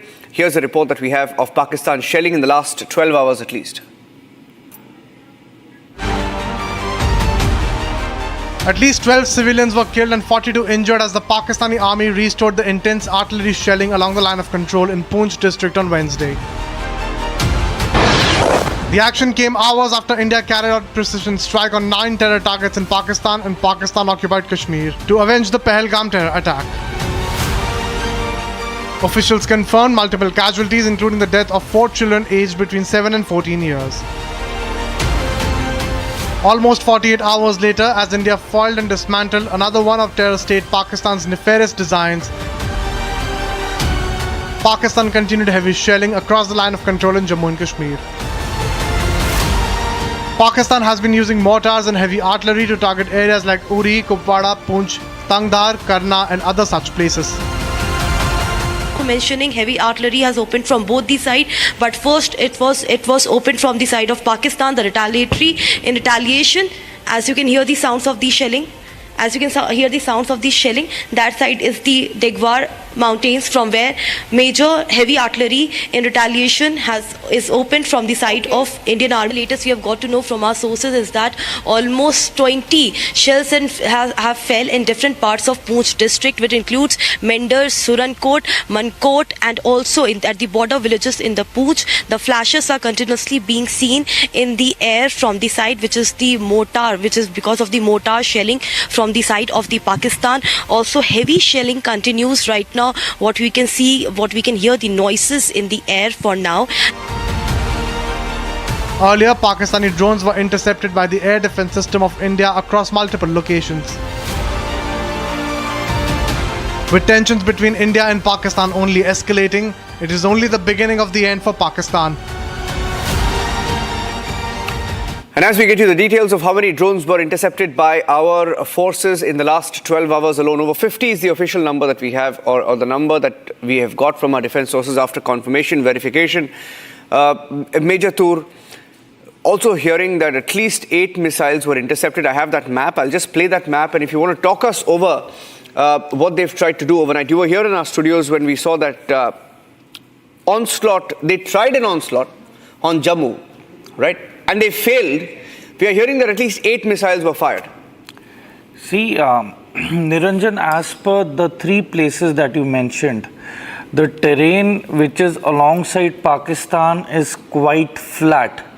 It is a flat ground and it has open nalas. If you do the terrain analysis, it doesn't have much of barriers other than minefields and other basic military obstacles. So this is the story on both the sides. And I strongly feel that yes, this is one of the most likely approaches, because this is the bulge that the Pakistanis have always taken advantage of since 1971. And whatever the pattern of attacks are, this is nothing new. This is very much acquainted with the Indian forces for n number of decades. And we are well prepared to counter these attacks from the locations that they're actually responding from. Yeah. Okay, so there's a map that I have here that I'd just like to show about the different locations where we've intercepted the Pakistani all missiles. All are in the bulge. Araspura, Arnia, Samba, all are in the bulge. This is in the last 12 hours alone. Yes. In Araspura, Arnia, of course, the first pictures came in from Jammu, but after that, Srinagar, Satwari, Jalandhar, Araspura, Arnia and Samba, at least 8 missiles were intercepted, and we hear from our sources that missiles were aimed at Jammu as well. Shawan, if you're with me, you were speaking about the kind of weapons that have been used by our forces to repel that drone attack, to counter that drone attack by Pakistan. Well, in fact, you'll have Major Tur who will be able to tell you a little bit more, but I'll just quickly take our viewers through, because now we have got additional details as far as what exactly does the army essentially mean by the kinetic and non-kinetic forms. But let's take a look at the weaponry that has been used to carry out what many would say one of the most successful operations, and the threat that has been completely neutralized. Starting with the L-70 guns, these are basically high-velocity anti-aircraft, anti-cannon fire guns that was used. Again, these are used largely for any precision strike. In fact, Niranjan, I've just got a video that has been shared by a source of mine from the defense establishment that essentially will show you, if you take a closer look at the video, which perhaps in a short while from now we'll be able to put this out for our viewers. It exactly shows how the interception of the drones have actually taken place. And of course, it is fantastic in the manner that our systems have been able to see this barrage of drones that were basically sent across from the Pakistanis. Zoot 23mm, that's the twin barrel rapid fire system. Once again, this basically enables you to neutralize the threats coming from multiple directions. The Shilka systems, these are the radar guided quad barrel firepower, and it basically tracks and destroys with precision. And also, okay, so we now have got that video also. Niranjan, I'll just try and explain this. If that's the video, if we can just get a confirmation if that's the video. Yeah, that's playing out right now. Yeah. That's playing out right now. Major Tur, if you're watching this, you could just help us to explain this to our viewers, how the tracer guns are basically trying to locate it, and thereafter the interception of these drones are taking place. But there is a challenge, because I was told late last night there was a bit of an issue that the forces essentially were looking at, because the worry was with multiple drones coming at the same point in time. So that's where the challenge basically increases. But take a look at this. You would perhaps have to put up the NATs right now, Niranjan, on this. Yeah, let's put up the audio. If you can put up the audio in that one.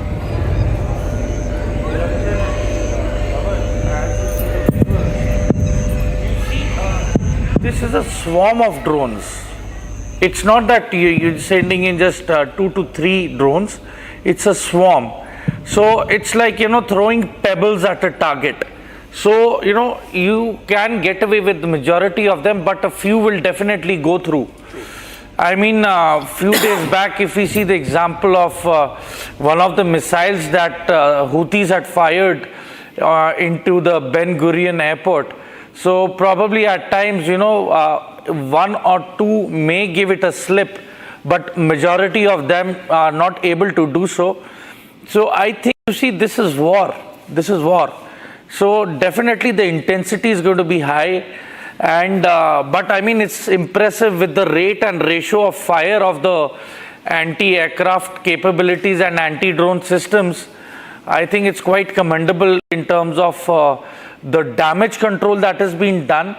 The collateral has been really negated, and it's really gotten a lot of attrition to the enemy weapon system. I mean, this is the Sasta China ka saman, I mean, Sasta Chinese drone. And probably, I'm sure that there would be an argument with their supplier, whoever is giving them this stuff. So, I mean, the enemy needs to introspect, think twice, and probably avoid this misadventure again, and especially during day, because everything's visible during day. They dare not take any chances, because this is a clear and present sign of escalation. Nobody expected this. And you see, Pakistan itself had gone to the UN. And I fail to understand, in none of the official statements by the government of India has this country been named. We have declared war against terrorism, and terrorism alone, and the backers of the terrorists or the jihadi tanzeems. So I really do not understand that why Pakistan is getting involved when we are busy taking out the terrorist launch pads and their infrastructure. So I think there has been a communication misunderstanding from the Pakistan side. They have misunderstood the actions of what India has been doing, and I think probably United Nations, the Americans and the British would make it amply clear to the Pakistanis as to what the actual objective of Operation Sindoor is. Shavan and Niranjan. Yeah, stay with me, Major Tur. Shavan, on the Navy's moves in the Arabian Sea, once again, a lot of speculative reports, but what are your sources telling you about where we are placed? Because some reports also spoke about Karachi and some explosions being heard in Karachi, some attack on Karachi. Any update on that?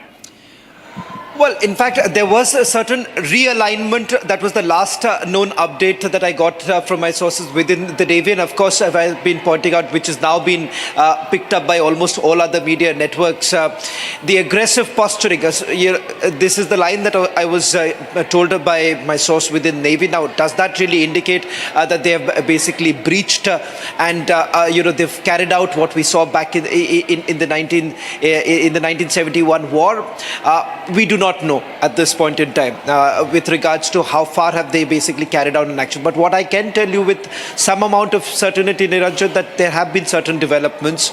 They're extremely tight-lipped about it, perhaps because of the nature of the offensive and the fact that perhaps the government has a plan in place, and that is the reason why, in all likelihood, sometime later in the day, you would have again a joint briefing. As I told you, Niranjan, late yesterday morning too, also when we got the first set of details, and those details were with regards to a possible briefing, and that's exactly what happened later in the day, that there was a briefing and we got full details of it. So we'll have to wait for it. As far as the offensive in Karachi, all that we are being told is that in the Arabian Sea, the Navy has taken a very, very aggressive posturing and realignment of certain assets, which perhaps would mean that from the eastern side to the western side, there would have been certain realignment in terms of the positioning of our submarines as well as our warships. Okay. Getting in a word from Ambassador Deepak Vora as well, was in our studios last evening. Good morning, Deepak, Ambassador Vora. Sir, waiting for more details, and that big briefing expected a little after 9 a.m., but everything's gone silent on Pakistan's end. We are expecting them to assess their damage, count the number of aircrafts that are down. The number of drones, the conservative estimate we have on record is that 50 drones at least have been shot down by India. What sort of response do you expect from Pakistan?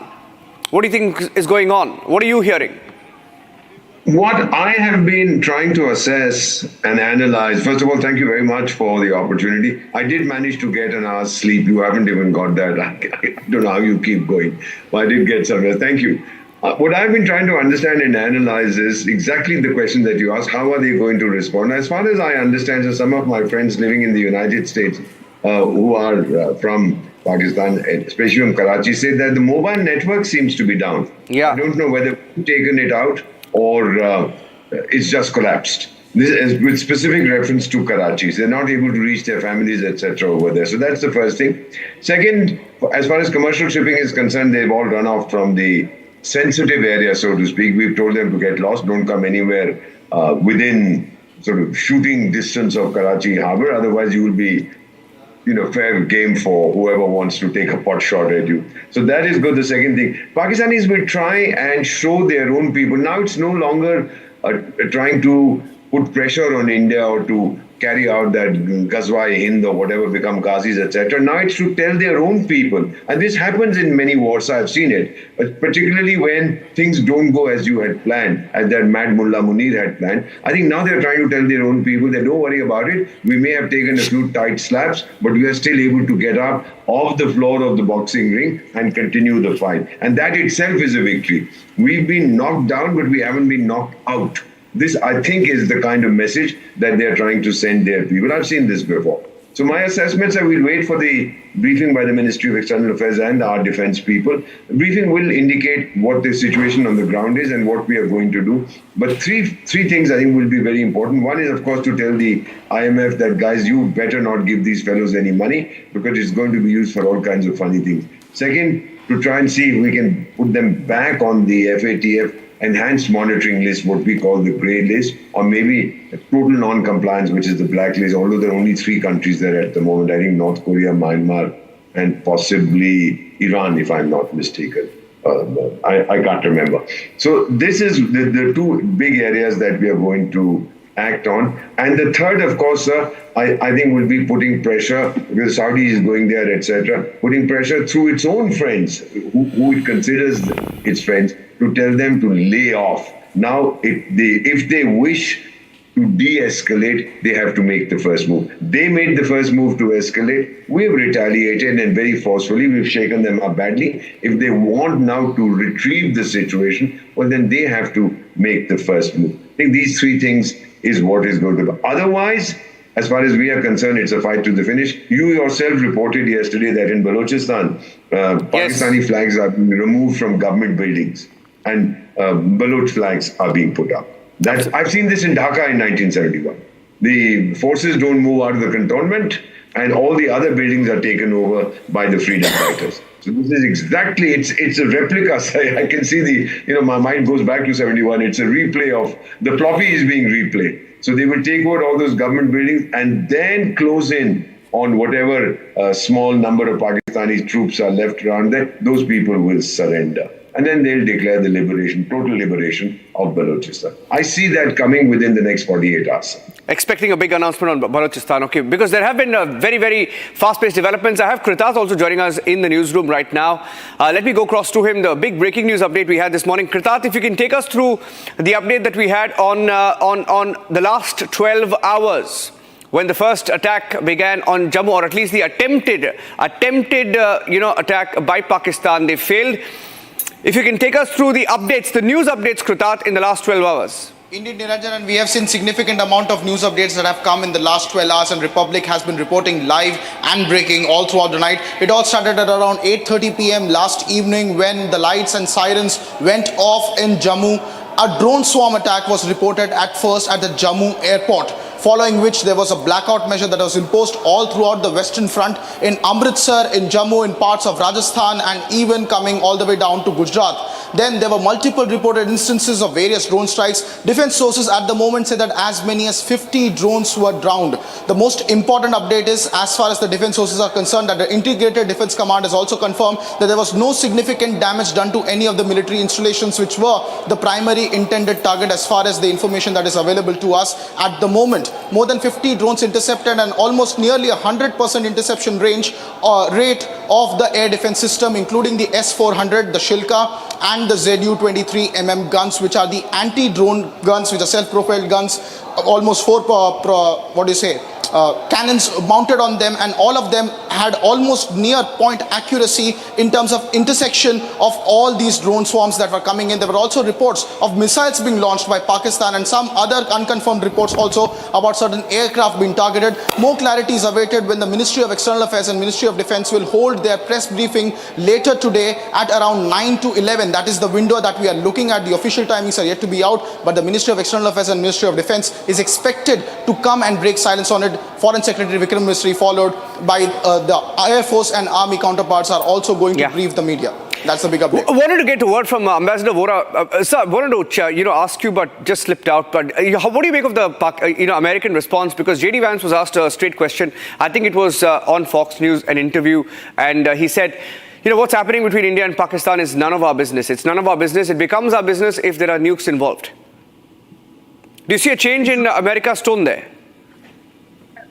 what they are trying to say is that as long as it does not reach the level of nuclear warfare, because they've been wanting to take out Pakistan's nukes for a long time. I wouldn't say that it becomes our business means we'll send the Marines in and we'll denuclearize both sides. No, that's not the game. The message being sent out here is to Pakistan that don't try and, you keep threatening to let loose your 20 gram or 50 gram or 200 gram nuclear weapons against India. Don't overplay that card, because then we'll get very angry. And when we get very angry, we can hurt you badly. I think that is the message they are trying to give. Otherwise, just as Donald Trump had said, we've outsourced Bangladesh to India. Pretty much, they have outsourced dealing with Pakistan to India. That is the impression that I get, not just from the official statements, but also from the assessments and analyses of my counterparts in the United States. Bharat, deal karo with these wretched fellows, but if they try actually begin to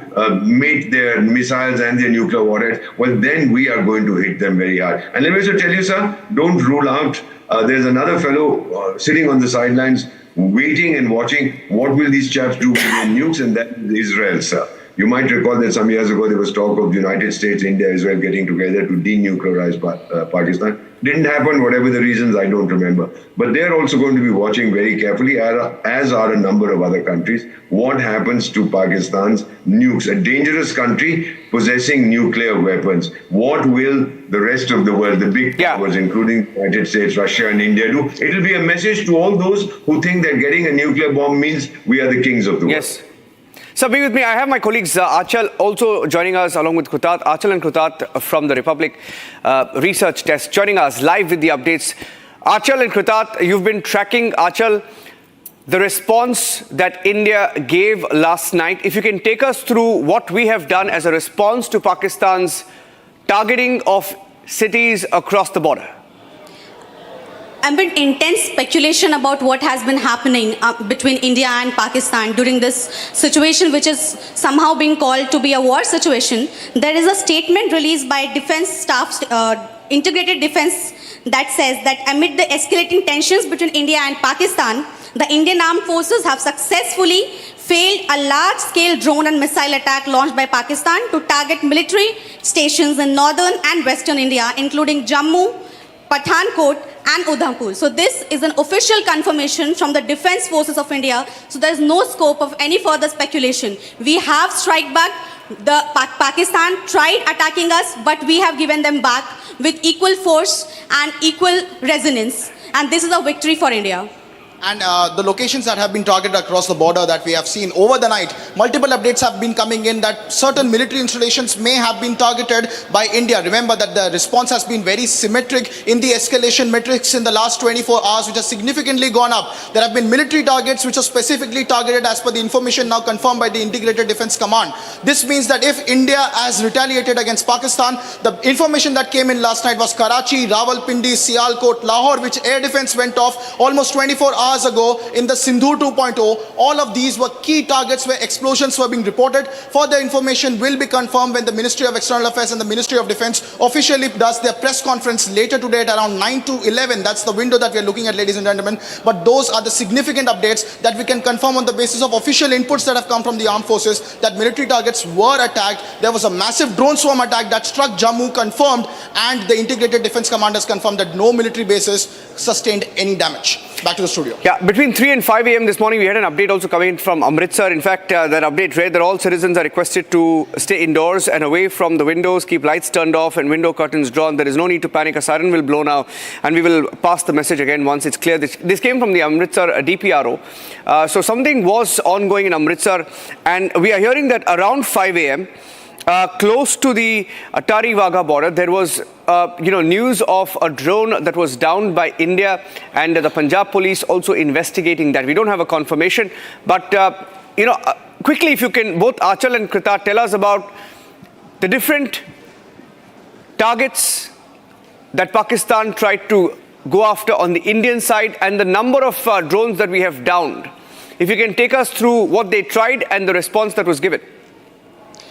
Yes, so there are multiple reports coming from across India, then multiple number of drones and different parts of Pakistani defense system are being found on different places. So this does prove that India has struck back, and the news of India striking Pakistan's defense systems and their coming missiles into India is not false. They have done it. There is official confirmation, and places in Pakistan like Lahore, Sialkot, Rawalpindi, which are the places which are not much away from their actual military bases, have been struck by India. And this is a siren, an alarm for Pakistan, which should make it rise open to the occasion and just accept its mistake and go back.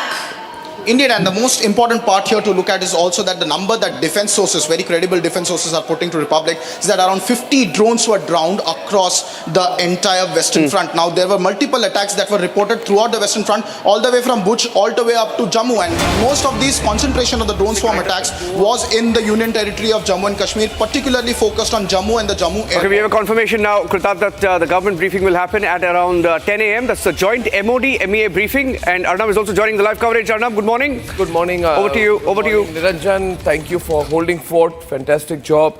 And ladies and gentlemen, it's 18 minutes past 7 in the morning today, and we've been anchoring since yesterday. We've been non-stop breaking. I'm happy to tell you that the Republic Media Network team has been non-stop breaking overnight.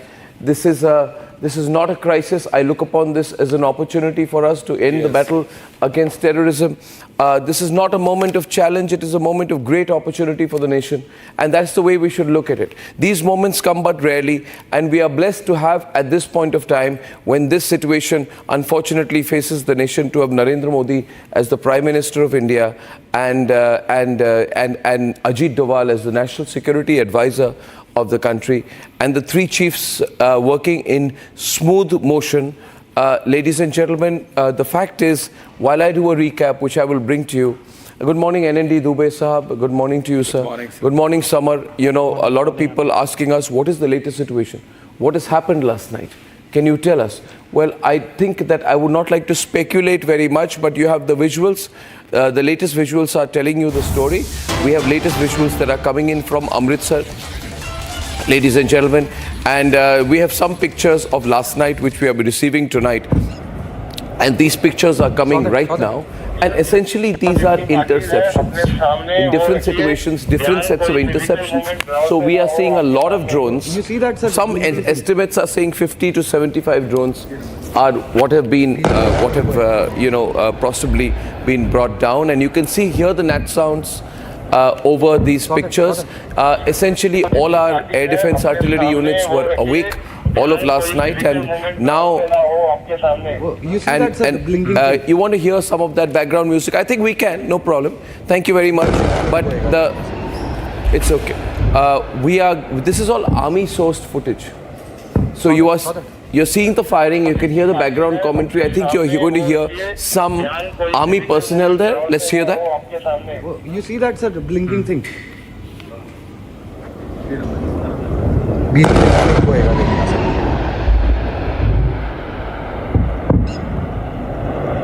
Saw that. जितनी parties है अपने सामने वो रखिए, ध्यान कोई physical movement ground पे ना हो आपके सामने. You see that, sir, blinking thing? Okay. Samar, you want to explain what people are seeing this morning? These are the visuals of last night from Amritsar. Samar, on screen, please, while we talk about this. Thank you. The red colored tracer that you see, which is going in the sky, is basically us firing the anti-aircraft rounds into the incoming swarm drones. So, it gives an advantage that, it's something like a tracer round, which gives a general direction as to where the incoming drones, swarm drones are, and hence all other guns open up in the general area. And, these are upgraded anti-aircraft guns with thermal imaging and infrared imaging. So anything in the night cannot escape its camera, and the heat signatures are easily caught. And so the rate of fire and the success rate of this anti-aircraft gun is approximately 90 to 94% bang on target. So that is the reason why there were so many noises, because that is where it has actually gone and intercepted the suicide drones which were heading for the Indian civilian population and military targets from the enemy end. Okay, while this has been going on, we are also told that around the Kupwara area, there have been a lot of attempts at ceasefire violations. What you've seen last night, in case you missed some of those events of last night, you would know that what has happened last night is that we've had swarm drone attacks. What are swarm drone attacks? And these swarm drone attacks were happening especially in Samba, in Akhnur, and I can share here that L-70 guns and other anti-defense artillery of ZU make, and then there was another which L-70, I forget, Shilka. which is Shilka. the L-70 and the Shilka. The Shilka as well was used. Can you tell us about the Shilka, the ZU make anti-defense artillery which we used last night, but a lot of extensive use of L-70. So what was used last night was not even it was not the S-400 last night. Okay, yeah. So it was not the. It's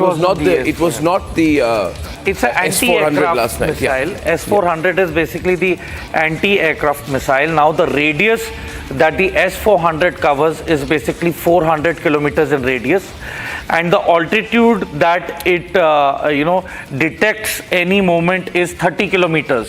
Up to 30 kilometers in altitude. Yeah. So anything within 400 by 30 kilometers is detected there and then by the S-400.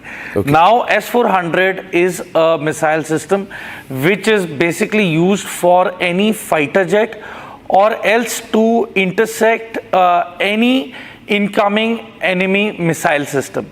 So you see, when an enemy activates its aircraft or its missile, so they have separate electronic signatures, which come up onto the radar system. Yes.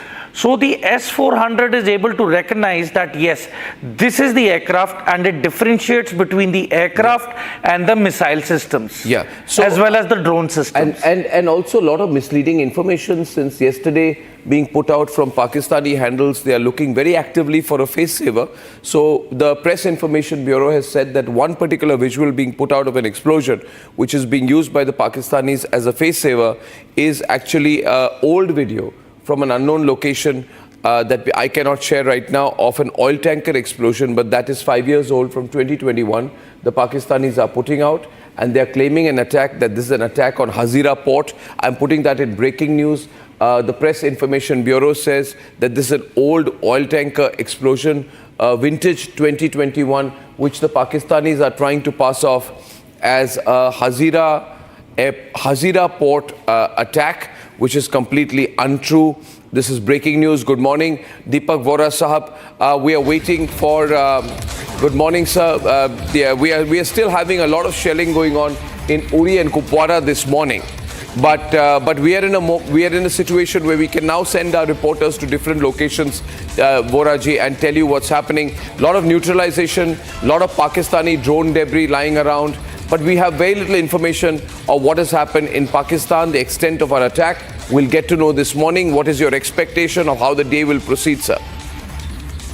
Well, thank you very much. The first thing that makes me so happy is to see, I left you just a couple of hours ago, and here you are back again, fresh as anything. Amazing.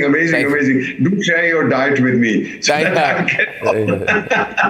that I know what you do. And then, of course, I was able to get an hour's rest because our sons like Major Toor are around, they are awake, they are defending us. So thank you, Major Saab. Thanks to the Indian Army for doing what they are. So what I see is the press briefing, which will come in about just over 2.5 hours from now. They are going to tell us exactly what is happening. My anticipation, sir, you are seeing the Karachi stock market, the lower circuit breakers have been activated, which means trading is pretty much over there. I don't know if it's going to resume today. Second, the run on the banks continues. The restrictions remain. Number 3, Pakistan is now looking not to score any great victories over India or not to do this, that, and the other, but to tell its own people that, look, we still have the capability to trouble India, which we had earlier. All that nonsense about Munir, we are a different people, superior race, superior civilization, all that has been thrown out. Now it's just reassuring their own people, please stand by us, because this is now becoming a fight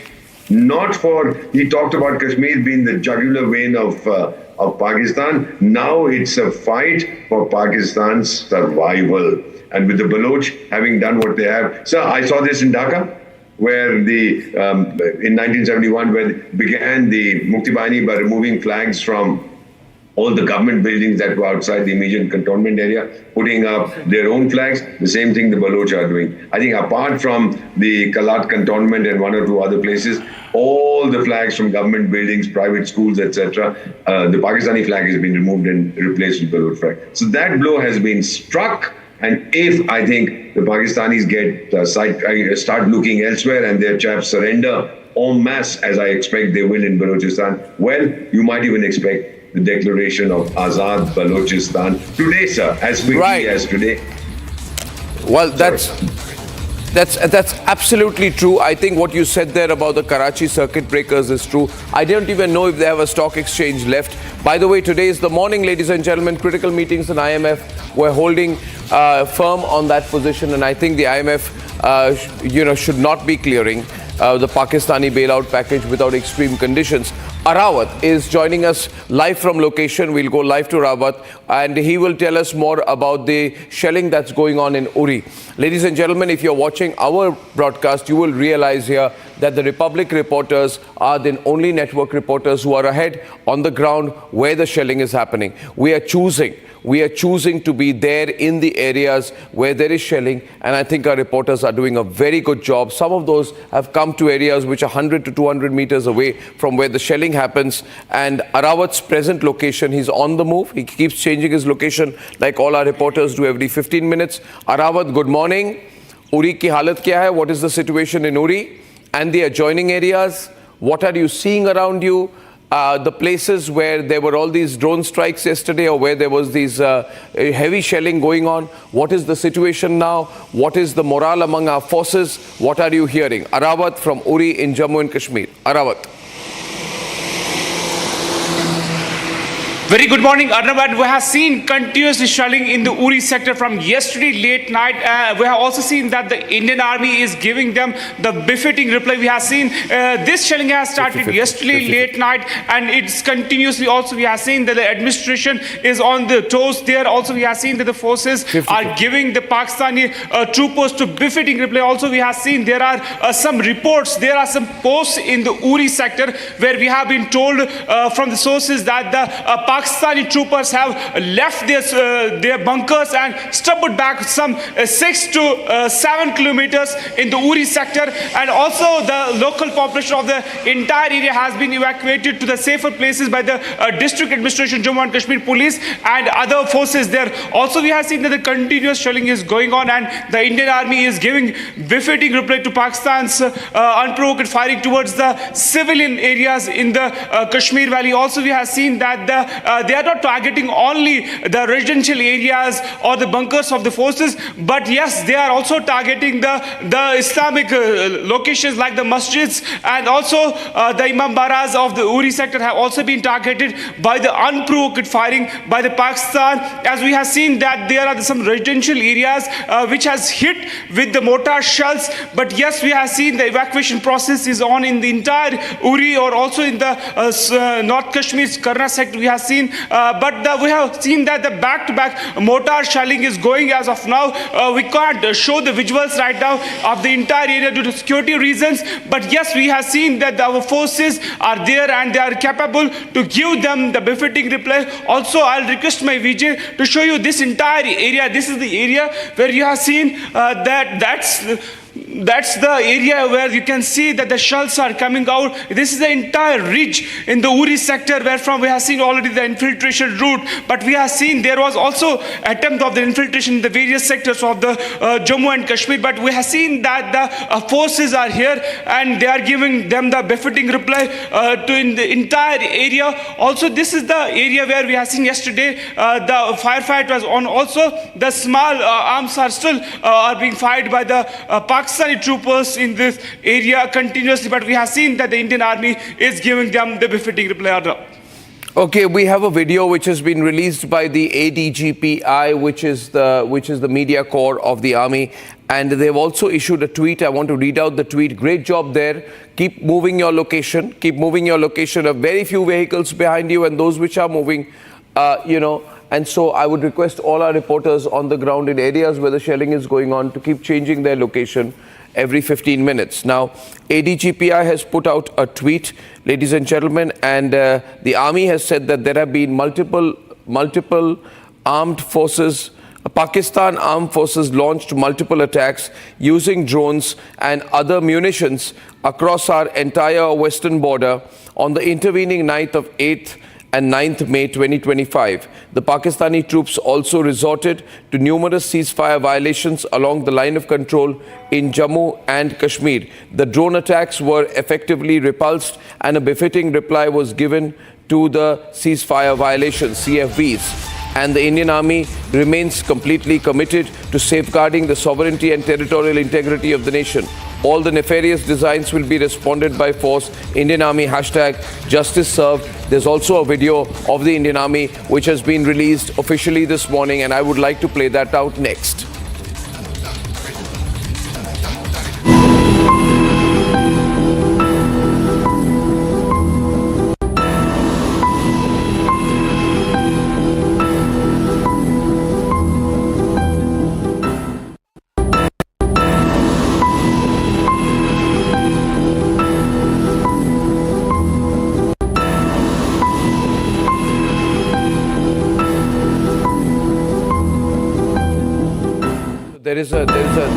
There's this video which has been put out, Operation Sindoor 2 video. Samar, you saw that video. What are they trying to convey there? They're trying to convey that, firstly from the lens, a bird, a flying object was, clearly visible. I think that's a bird, or it might be an observation drone. I don't know. I mean, but it's clearly visible that they are being watched. Yeah. Their every move is under scanner, and one wrong move and they are going to meet their makers. Yeah. Ladies and gentlemen, we are also getting news of across the country, voluntary boycott of Turkish businesses and tourism, and Turkish tourism and Turkish business. Ladies and gentlemen, Goa Villas, for example, on their hashtag says due to Turkey taking due to Turkey's non-cooperative stance in the current global scenario involving India and Pakistan, we have decided not to offer any accommodation services to Turkish citizens in Goa. We stand firmly with our nation. While we believe that individual citizens are not responsible, it is time for collective action vis-a-vis businesses. We need to hit Turkey hard, ladies and gentlemen. And I have been told that there is a Turkish company which supports cargo services in our country. I won't take names right now. Complete cargo. Which has cargo handling services? All major airports in India. And this is a Turkish company? Yes. And I believe that no Turkish company... the son or main person of the current regime chief, Erdogan.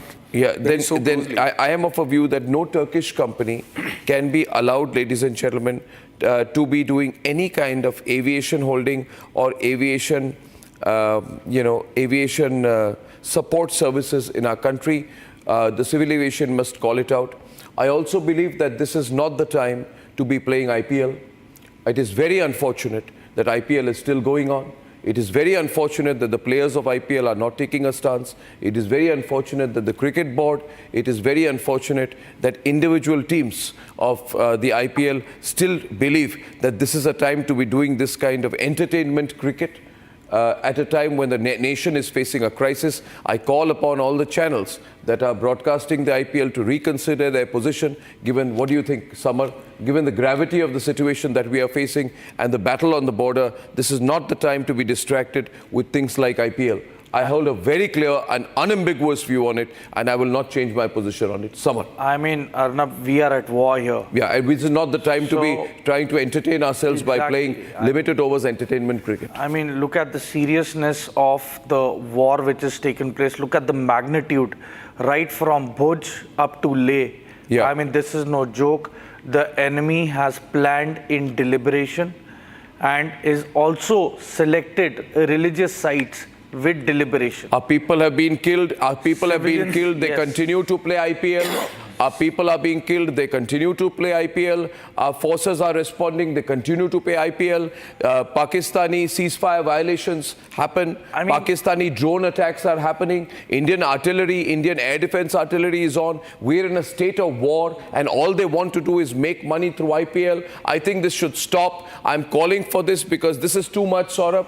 This would not have happened in any other country, but this is nation first. Very immoral. This is nation first. I'm sorry, I'm shifting the mood away, but this is the reality. Someone has to say it here. I completely endorse it. This is the time of national unity. Everyone would be thinking, the organizers, I'm sure, should be thinking about it. And with your call, I think better sense should prevail, because, not only are you in solidarity with our armed forces who are standing, sacrificing their lives on the border, but also it diverts attention, because security agencies have to secure, the people. They cannot be guarding a IPL stadium or anything like that. I think the government should create an advisory. Any big entertainment concert, matches like these should be completely postponed in line of, we are in the midst of a national emergency of sorts. Yeah. And this is what everybody should be thinking. And one more thing, Arnab. I am really surprised about the silence of so-called Bollywood biggies at a time when they should be standing up in solidarity, issuing, talking about this to they their don't do it millions of followers. without a nudge. They won't. I call upon Jaya Bachchan and Amitabh Bachchan.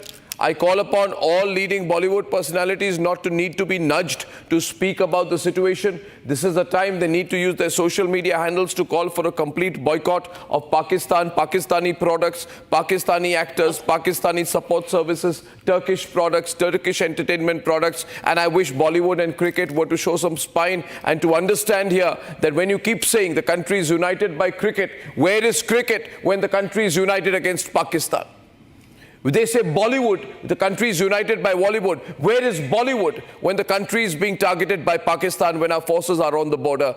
At a time like this, when they behave like this, they really let the nation down. Ladies and gentlemen, we have breaking news coming in, of news that is coming in from 15 core sources. Pakistan has targeted civilian areas. Pakistan has targeted civilian areas. This is a 15 core sources. Shawan has more news. Shawan, are you there live with us? We got news from... Okay, Shawan will just be coming back in a while. In the meantime, while Shawan comes back, ladies and gentlemen, good morning and welcome. Deepak Voraji will be joining us in the studios for in some time, I'm told. And viewers, if you are listening to my recap broadcast this morning, I expect... Shawan is okay. Let's do that after Shawan tells us the latest information from 15 Corps and the implications of that, the geographical location of the 15 Corps, the significance of this attempt at targeting civilian areas. Well, 2 quick points here. When I spoke to my source in 15 Corps, that's based out of Srinagar, they're saying that the line of control is absolutely hot at this point in time. There has been intermittent firing that has taken place, particularly in Kupwara and Uri. Once again, Pakistan has basically targeted certain civilian areas. There have been certain losses that we are being given to understand, civilians who have been injured in the indiscriminate firing that the Pakistanis have done over through the night. Important to point out here, Pakistani posts have also been decimated. Major Tur, perhaps Arnab will be able to tell us a little better, because surprisingly, the Pakistanis switched over to small arms. Whether at all they've run out of ammunition or it is for some other reason, because there was heavy artillery firing that was going on through the night, but in some areas they switched over to small arms. Samar? These are the telltale signs of their fire. Maybe that they've run short of ammunition at the moment. Maybe that this was the first reply, and could be that they've done a tactical withdrawal to a rare location where their actual ammunition and bigger caliber artillery guns are present. So right now I strongly believe that there has to be observation of these Pakistani locations from high altitude observation equipment, which is going to give us a very clear and a present idea in terms of where they are and what their modus operandi is, and why have they switched on to the small arms weapon systems.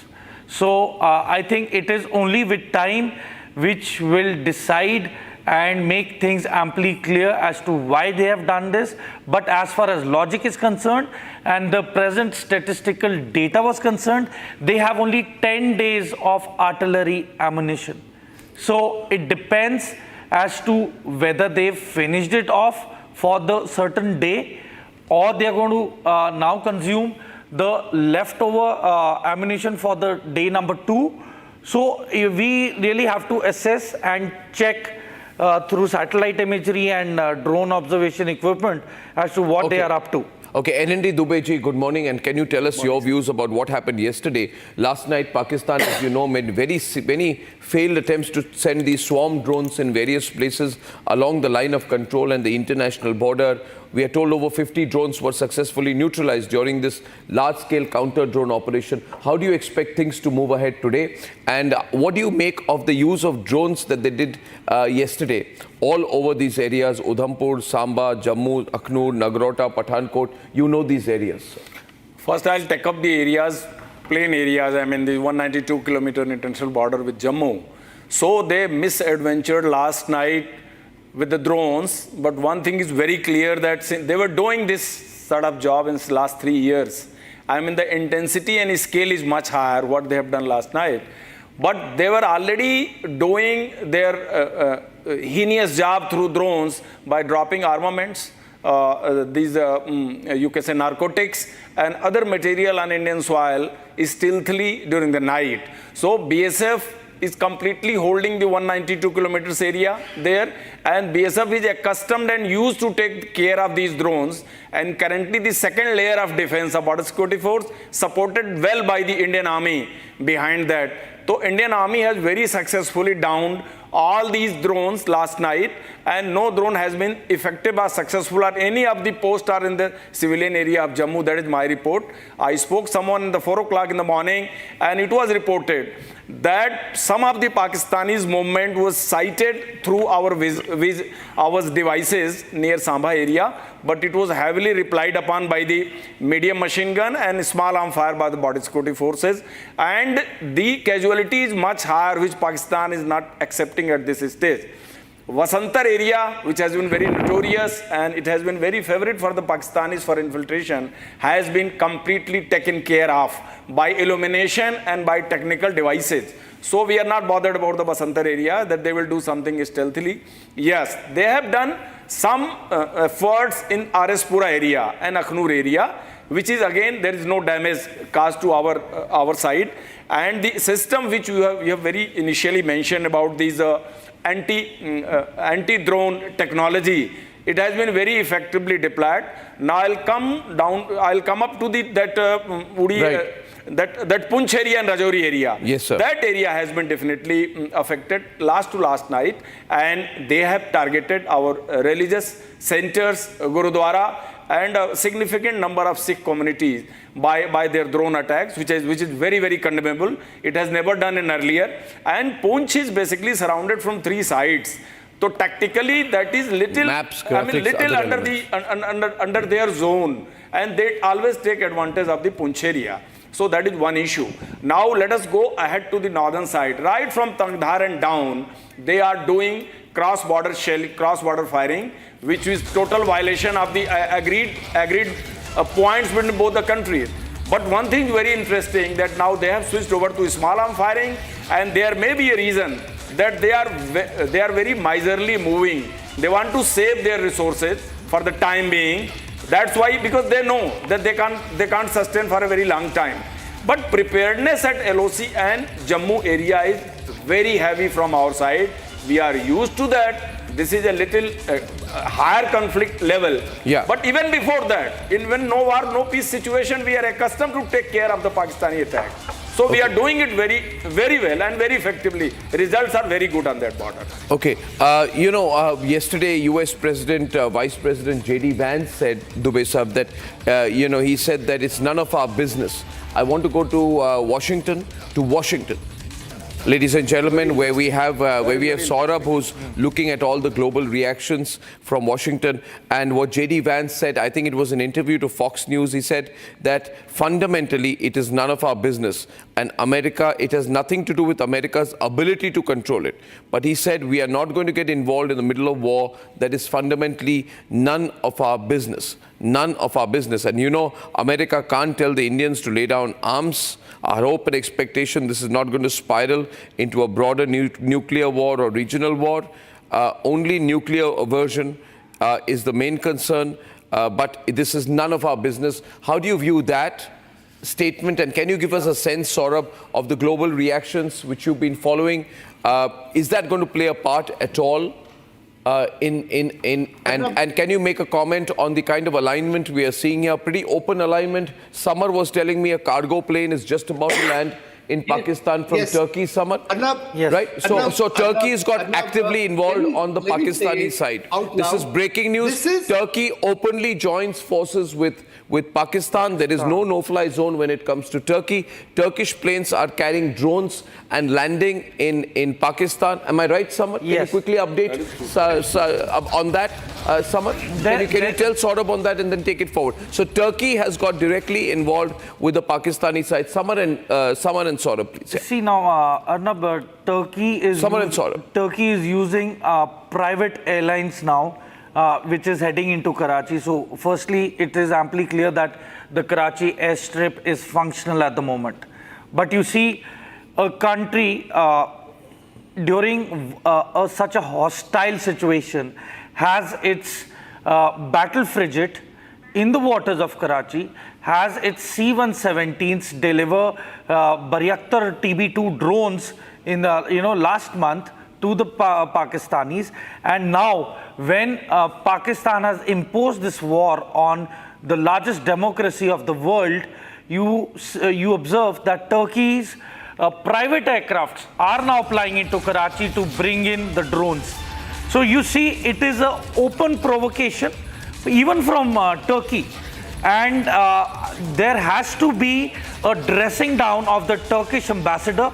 He needs to be called in and he needs to be told that this is not done, and they got to go out. It's not a warship. They got to have restrictions now.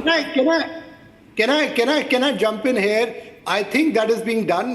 My source is telling me that India will certainly convey its displeasure through diplomatic channels, both in Ankara and in Delhi, because we know that this is a war against terrorism. Any country which is siding with Pakistan at this stage, and that too overt cooperation, military cooperation against India, this obviously tantamount to something that India will take very strongly. With Turkey, so many people, in fact the Turkish economy in many ways rely a great deal from tourism from India. Turkish Airlines profits out of India because it gets huge amount of passengers who travel on that airline onwards to many destinations. If tomorrow the government of India takes really stern measures, Turkey will be really facing the heat. So I think the government of India should be doing it, because this is the time when you use all the leverages that you have. And I'm sure the decision makers are hearing us through this broadcast as well, and they will take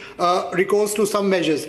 Coming to what we were asking me, Arnab, it's very significant. J.D. Vance's statement, and J.D. Vance was in India when this horrific terror attack happened in Pahalgam. He spoke to the Prime Minister. He was given a briefing by the US side as well on what exactly happened.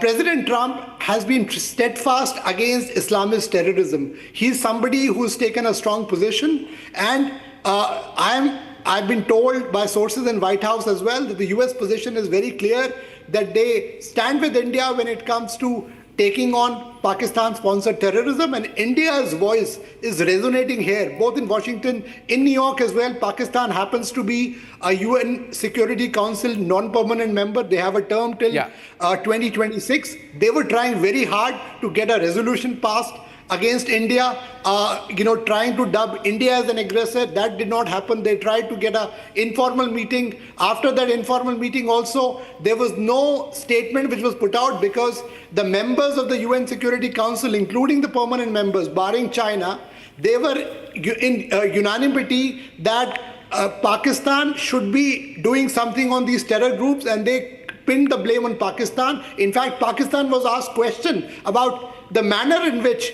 these innocent tourists, they were killed. They were asked about their religion, then killed.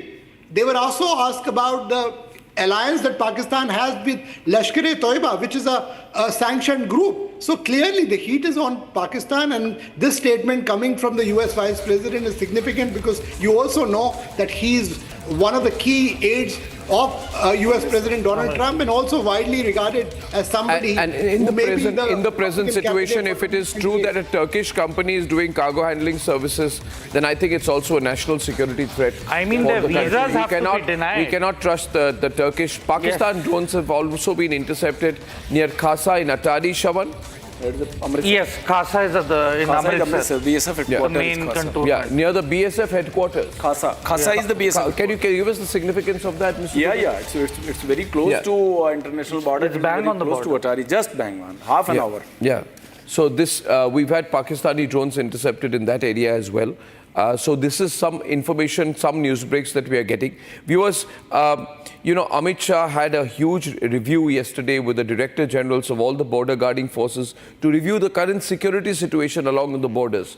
This meeting was aimed at assessing preparedness and operational readiness in the light of all these latest developments. And in that context, this attempted attack in what appears to be the major BSF headquarters is a matter of great concern. Ladies and gentlemen, we are still awaiting an official release from the Indian Navy. As far as the Navy is concerned, we do know this. We do know this, that we were told they were in a very aggressive posture as of last night. We are also told that Arnala, which is the first in a series of 8 indigenously designed anti-submarine shallow warfare aircraft, which are called SWCs, was delivered to the Indian Navy on Thursday. That's great news. They are anti-submarine warfare shallow water craft, which are indigenously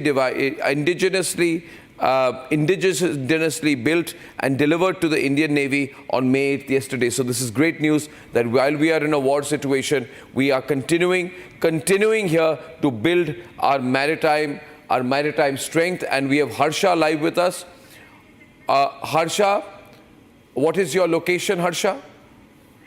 My location is Poonch right now. I'm in the Poonch city. Can you tell us what's happening there? Because yesterday night there was intense mortar shelling in the entire Poonch city, where I reported also from KG Top and the other location. Right now the situation in the city is that there's no electricity. There's no electricity in the city, and that is the reason we are not even able to charge our batteries as well. And most of the peoples have vacated from Poonch city. There is no one. We see no one. There are checks, but we also don't see any police official or any SOG team right now. Most of the people, most of the civilians are inside their houses. They are in the safe house or either in the bunker. But yes, what we heard for half an hour back also was there was shelling. So the shelling still continues in the Poonch city. Yesterday we reported from the top where the heavy mortar and also LMG was used from all the side of Naushera, Mendar and the Rajouri and Surankot region of the Poonch city. So right now this is the city visuals which I'm showing right now, and no electricity. Again and again I'm mentioning there's no electricity in any of the houses. The power cut is completely in the city. In fact, the signals of most of the networks are also not working in the Poonch city right now. So these are the visuals from where I'm reporting. There's a main city area of the Poonch, and also there was one house. There's one house. I'll take you there where there's an impact of mortar shelling. The shells were bored. The shells were dropped, fell in the Poonch city. In this shop below there was a shop, and this is the visual. So show how this entire house and shop completely destroyed and collapsed from the mortar shelling. These are the visuals. These are the visuals from the night when there was heavy mortar shelling from each and every side of the Poonch district. So these are the visuals from Poonch, from where I'm reporting right now. I'll turn my No, that's all right. You stay there. Harsha, I'm asking you something. there seems to be nobody around the city right now. So has there been complete evacuation, it appears, of that part of the city or that city, that the whole area? Yes, right now there's no one. Almost 80% of the civilians in the city have completely evacuated from this entire area. We have seen, I also reported from several lanes and locality where the locks have been put up in the house. We don't see more. As I'll show you that there's complete desertness in the city. There's no one, no civilian, no resident. In fact, there was an SOG team, the QRT team of the QRT unit of the SOG, which came here, and it also told the people who were wandering on the road to stay inside. They were continuously stating that there's a continuous shelling. We also see a few locals here. I believe I'll try and take a word from them also. सरदार जी, सब लोग खाली करके चले गए हैं, आप लोग कुछ ही लोग बचे हैं? तो यहाँ पे कोई रात में हताहत तो नहीं हुआ नीचे सिटी में? सब लोग ठीक है? So this is one of the locals we saw, but yes, most of the houses, the shops, everything is shut. Religious places is shut. In fact, the DC office and the police officials, none of them are right now in their house. In their office right now. We don't see any movement. Neither at the bus stand, or neither at the railway station here. We don't find any shop open. In fact, we are not even able to find a small water bottle for ourselves also. We have not had any food or water from last 18 hours. And there's no possibility that we could find any, because there's no shop open right now. The entire city has been evacuated and vacated. Most of the people have moved to their village area, the safer place, or either they went towards Jammu. Back to you. Okay, you're doing a great job. I'll take a short break there. Ladies and gentlemen, reporting from Poonch is Harsha. We're going live this morning. Poonch continues to have been under shelling. I will have several news reports. Thank you, Harsha. Be safe. Now, ladies and gentlemen, these are, the Pakistan Cricket Board has moved all its cricket matches to the UAE. We are told we call upon the IPL and the teams in the IPL to show some sense of responsibility and call off entertainment and cricket entertainment at a time like this. There have been infiltration bids in Samba. 8,000 disinformation accounts have been blocked. And we had Elon Musk complaining about it. But Elon Musk, if you want to do business in India, just comply. Don't say we feel freedom of expression, etc. It's all rubbish, Elon Musk. Don't be a hypocrite. You would not do this if you're in America. But you obviously, your business interests will be impacted if you deal badly with India. So it's very good that you have, you have complied, whether voluntarily or not. Ladies and gentlemen, short break. I'm coming back. We are live this morning. Remember, the big Indian government briefing is exactly 2 hours from now.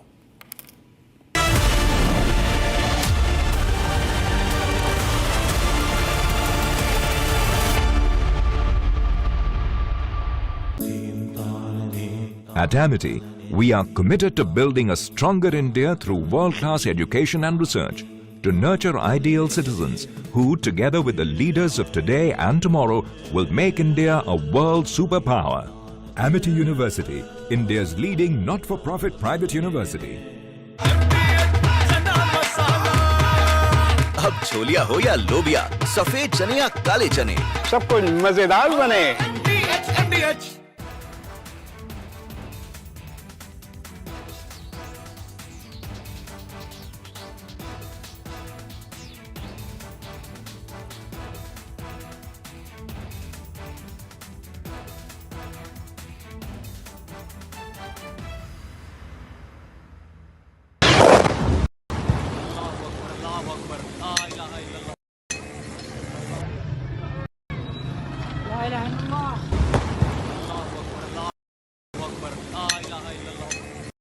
Of different weapon systems, because you cannot risk putting all eggs in one basket. ये मस्जिद तैयबा मरकज उमर के अंदर ये नुकसान है. Not risk putting all eggs in one basket.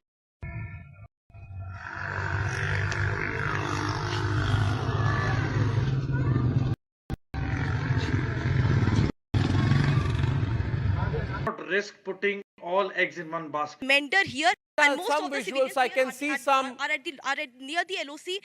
No. This is a long shot. I can see in the sky there's somebody who shot something to light.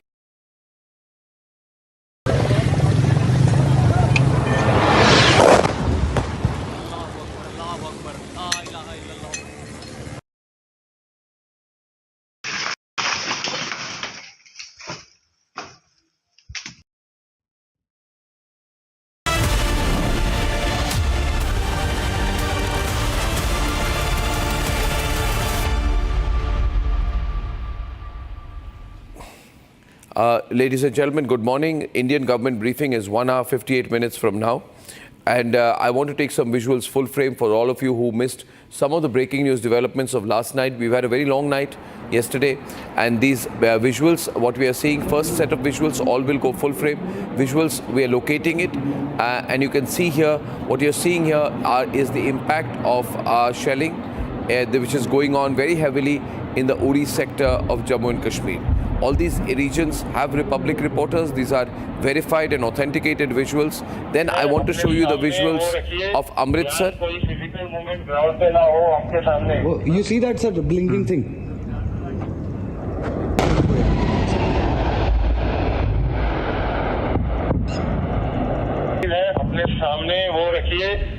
Visuals, ladies and gentlemen, that you're seeing from Amritsar. These are visuals of interceptions last night of Pakistani drone attacks. Now we are going to visuals from Jammu. These visuals came in from Jammu. You will see ADA, ladies and gentlemen, Air Defense Artillery of India, large and extensive use of L-70 guns. Then the ZU-23 mm Air Defense Artillery, the ZU guns, and the Shilka systems. These are the visuals from Jammu, and you have flares put up in the night, which is also part of our overall counter UAS equipment. We have rich capability and robust capability of the Indian Army to counter aerial threats, and that is the reason why in several areas, including in Poonch, we were able to successfully neutralize the swarms of armed drones which were sent in by Pakistan. Now, all of this, please note, is with the full support of the Chinese and the active and open support of Turkey, ladies and gentlemen. And as a result of that, Turkish businesses, business contacts, and etc. are being boycotted voluntarily across India. These are visuals from Jammu. This is Jalandhar. Sorry, this is Jalandhar. Once again, part of the drone swarm attacks, all successfully neutralized. There were blackouts in various parts of Jammu. This is early morning, Chandigarh, ladies and gentlemen. Very, very early in the morning. This was around 2 o'clock yesterday. These visuals coming in from Chandigarh. This is surface to air systems which we activated while we told all the citizens to stay indoors, away from the windows, keep lights turned off, window curtains drawn. There was no panic. Our citizens were not panicked. And the message was very clear. This is the Indian Armed Forces which are on the job. All that the citizens have to do is stay indoors, no panic. And now the visuals I am showing are from Udhampur. Udhampur also, this is another area where there was a massive drone attack. These are all cantonment areas. Ladies and gentlemen, basically all of these were ADA units which were activated. Some areas like Akhnur were artillery shelling, and these areas were drone attacks. The drone attacks and the counter-drone attacks were very successful, and all of this continued for about 3 to 4 hours yesterday night. Pathankot visuals now on air, viewers. Pathankot visuals are now on air. And of course, we had a lot of visuals coming in from the Rajasthan side as well. Basically, we have a soundbite from, I think, Jaisalmer, from one of the eyewitnesses who saw the drone attack. I'd like to play out the eyewitness account. रात को जब एक बार 9 बजे blackout की घोषणा थी थी, जैसे 9 बजे ब्लैकआउट हुआ, घरों में बैठे थे, तभी आवाज़ आने लगी। तो पहले तो महसूस हुआ कि कोई मुनादी है या कोई पटाखे फूट रहे हैं, लेकिन जैसे घर से बाहर आए, छत की तरफ गए, ऊपर देखे तो रियल बम, जो अपनी लाइफ में हमने कभी सोचा भी नहीं था, वो कल हमने देख भी लिया। तो जिंदगी में ऐसा अनुभव हुआ कि ये युद्ध भी हो सकता था। लेकिन उसमें पहला तो डर लगा, लेकिन जैसा कि हमारे परिवारों ने हमें पूर्व में सुनाया था कि 65 और 71 में जो युद्ध हुए थे, उसमें उन्होंने उनको सीधा लाइव देखा था और उन्होंने उस परिस्थिति को अपने साथ गुजारा था। उन्होंने हमें जैसा हमें बताया था उससे हमें थोड़ी बहुत तैयारी थी और हम सरकार ने जो भी किया, जिस प्रकार से उसका रोका और उनको एक तरह से डिफ्यूज किया गया, जो भी पाकिस्तान ने जितने भी हथियार फेंके सब पे सब डिफ्यूज किए, ये सुनकर हमें बहुत ही खुशी है कि हम ऐसे भारतीय हैं कि जहाँ पे हम बिल्कुल सुरक्षित है। आज आप भी देख सकते हो पूरे शहर में कि जो भय का माहौल होना चाहिए बिल्कुल भी भय नहीं है, लोगों में पूरा विश्वास है और किसी प्रकार का भी डर हमारे मन में नहीं है। हम बॉर्डर पे भले बैठे हैं। Yeah, absolutely. Samar was making a comment here about the confidence, with which all the citizens there are responding to the situation. Absolutely no fear. No fear. Completely collected. Samar? I mean, this is, a compliment to all the tri-forces that the civilians have come out onto the streets. I mean, there is no trauma, there is no fear. And I mean, people are equally more agitated and angry rather onto the enemy who's imposed this war on us. Yeah. So, I mean, hats off to the dedication and to what the Army Air Defense has achieved. And this is something spectacular. And I'm sure that, we are prepared for the worst. We're hoping for the best, but we are prepared for the worst. And at all costs, we are going to go all out to protect every and each living soul on our motherland. Absolutely. L-70s have been firing all night, ladies and gentlemen, and I think things are going very well right now. Very, very well. And I want to go across to Saurabh, but before that, good morning to General K.K. Sinha.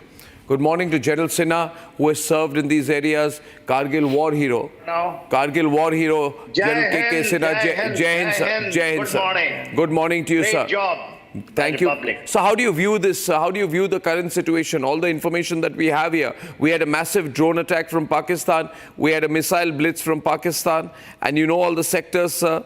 And we've also countered them with a high-grade counter UAS systems with clinical precision. This was not defense, this was domination. How have we done?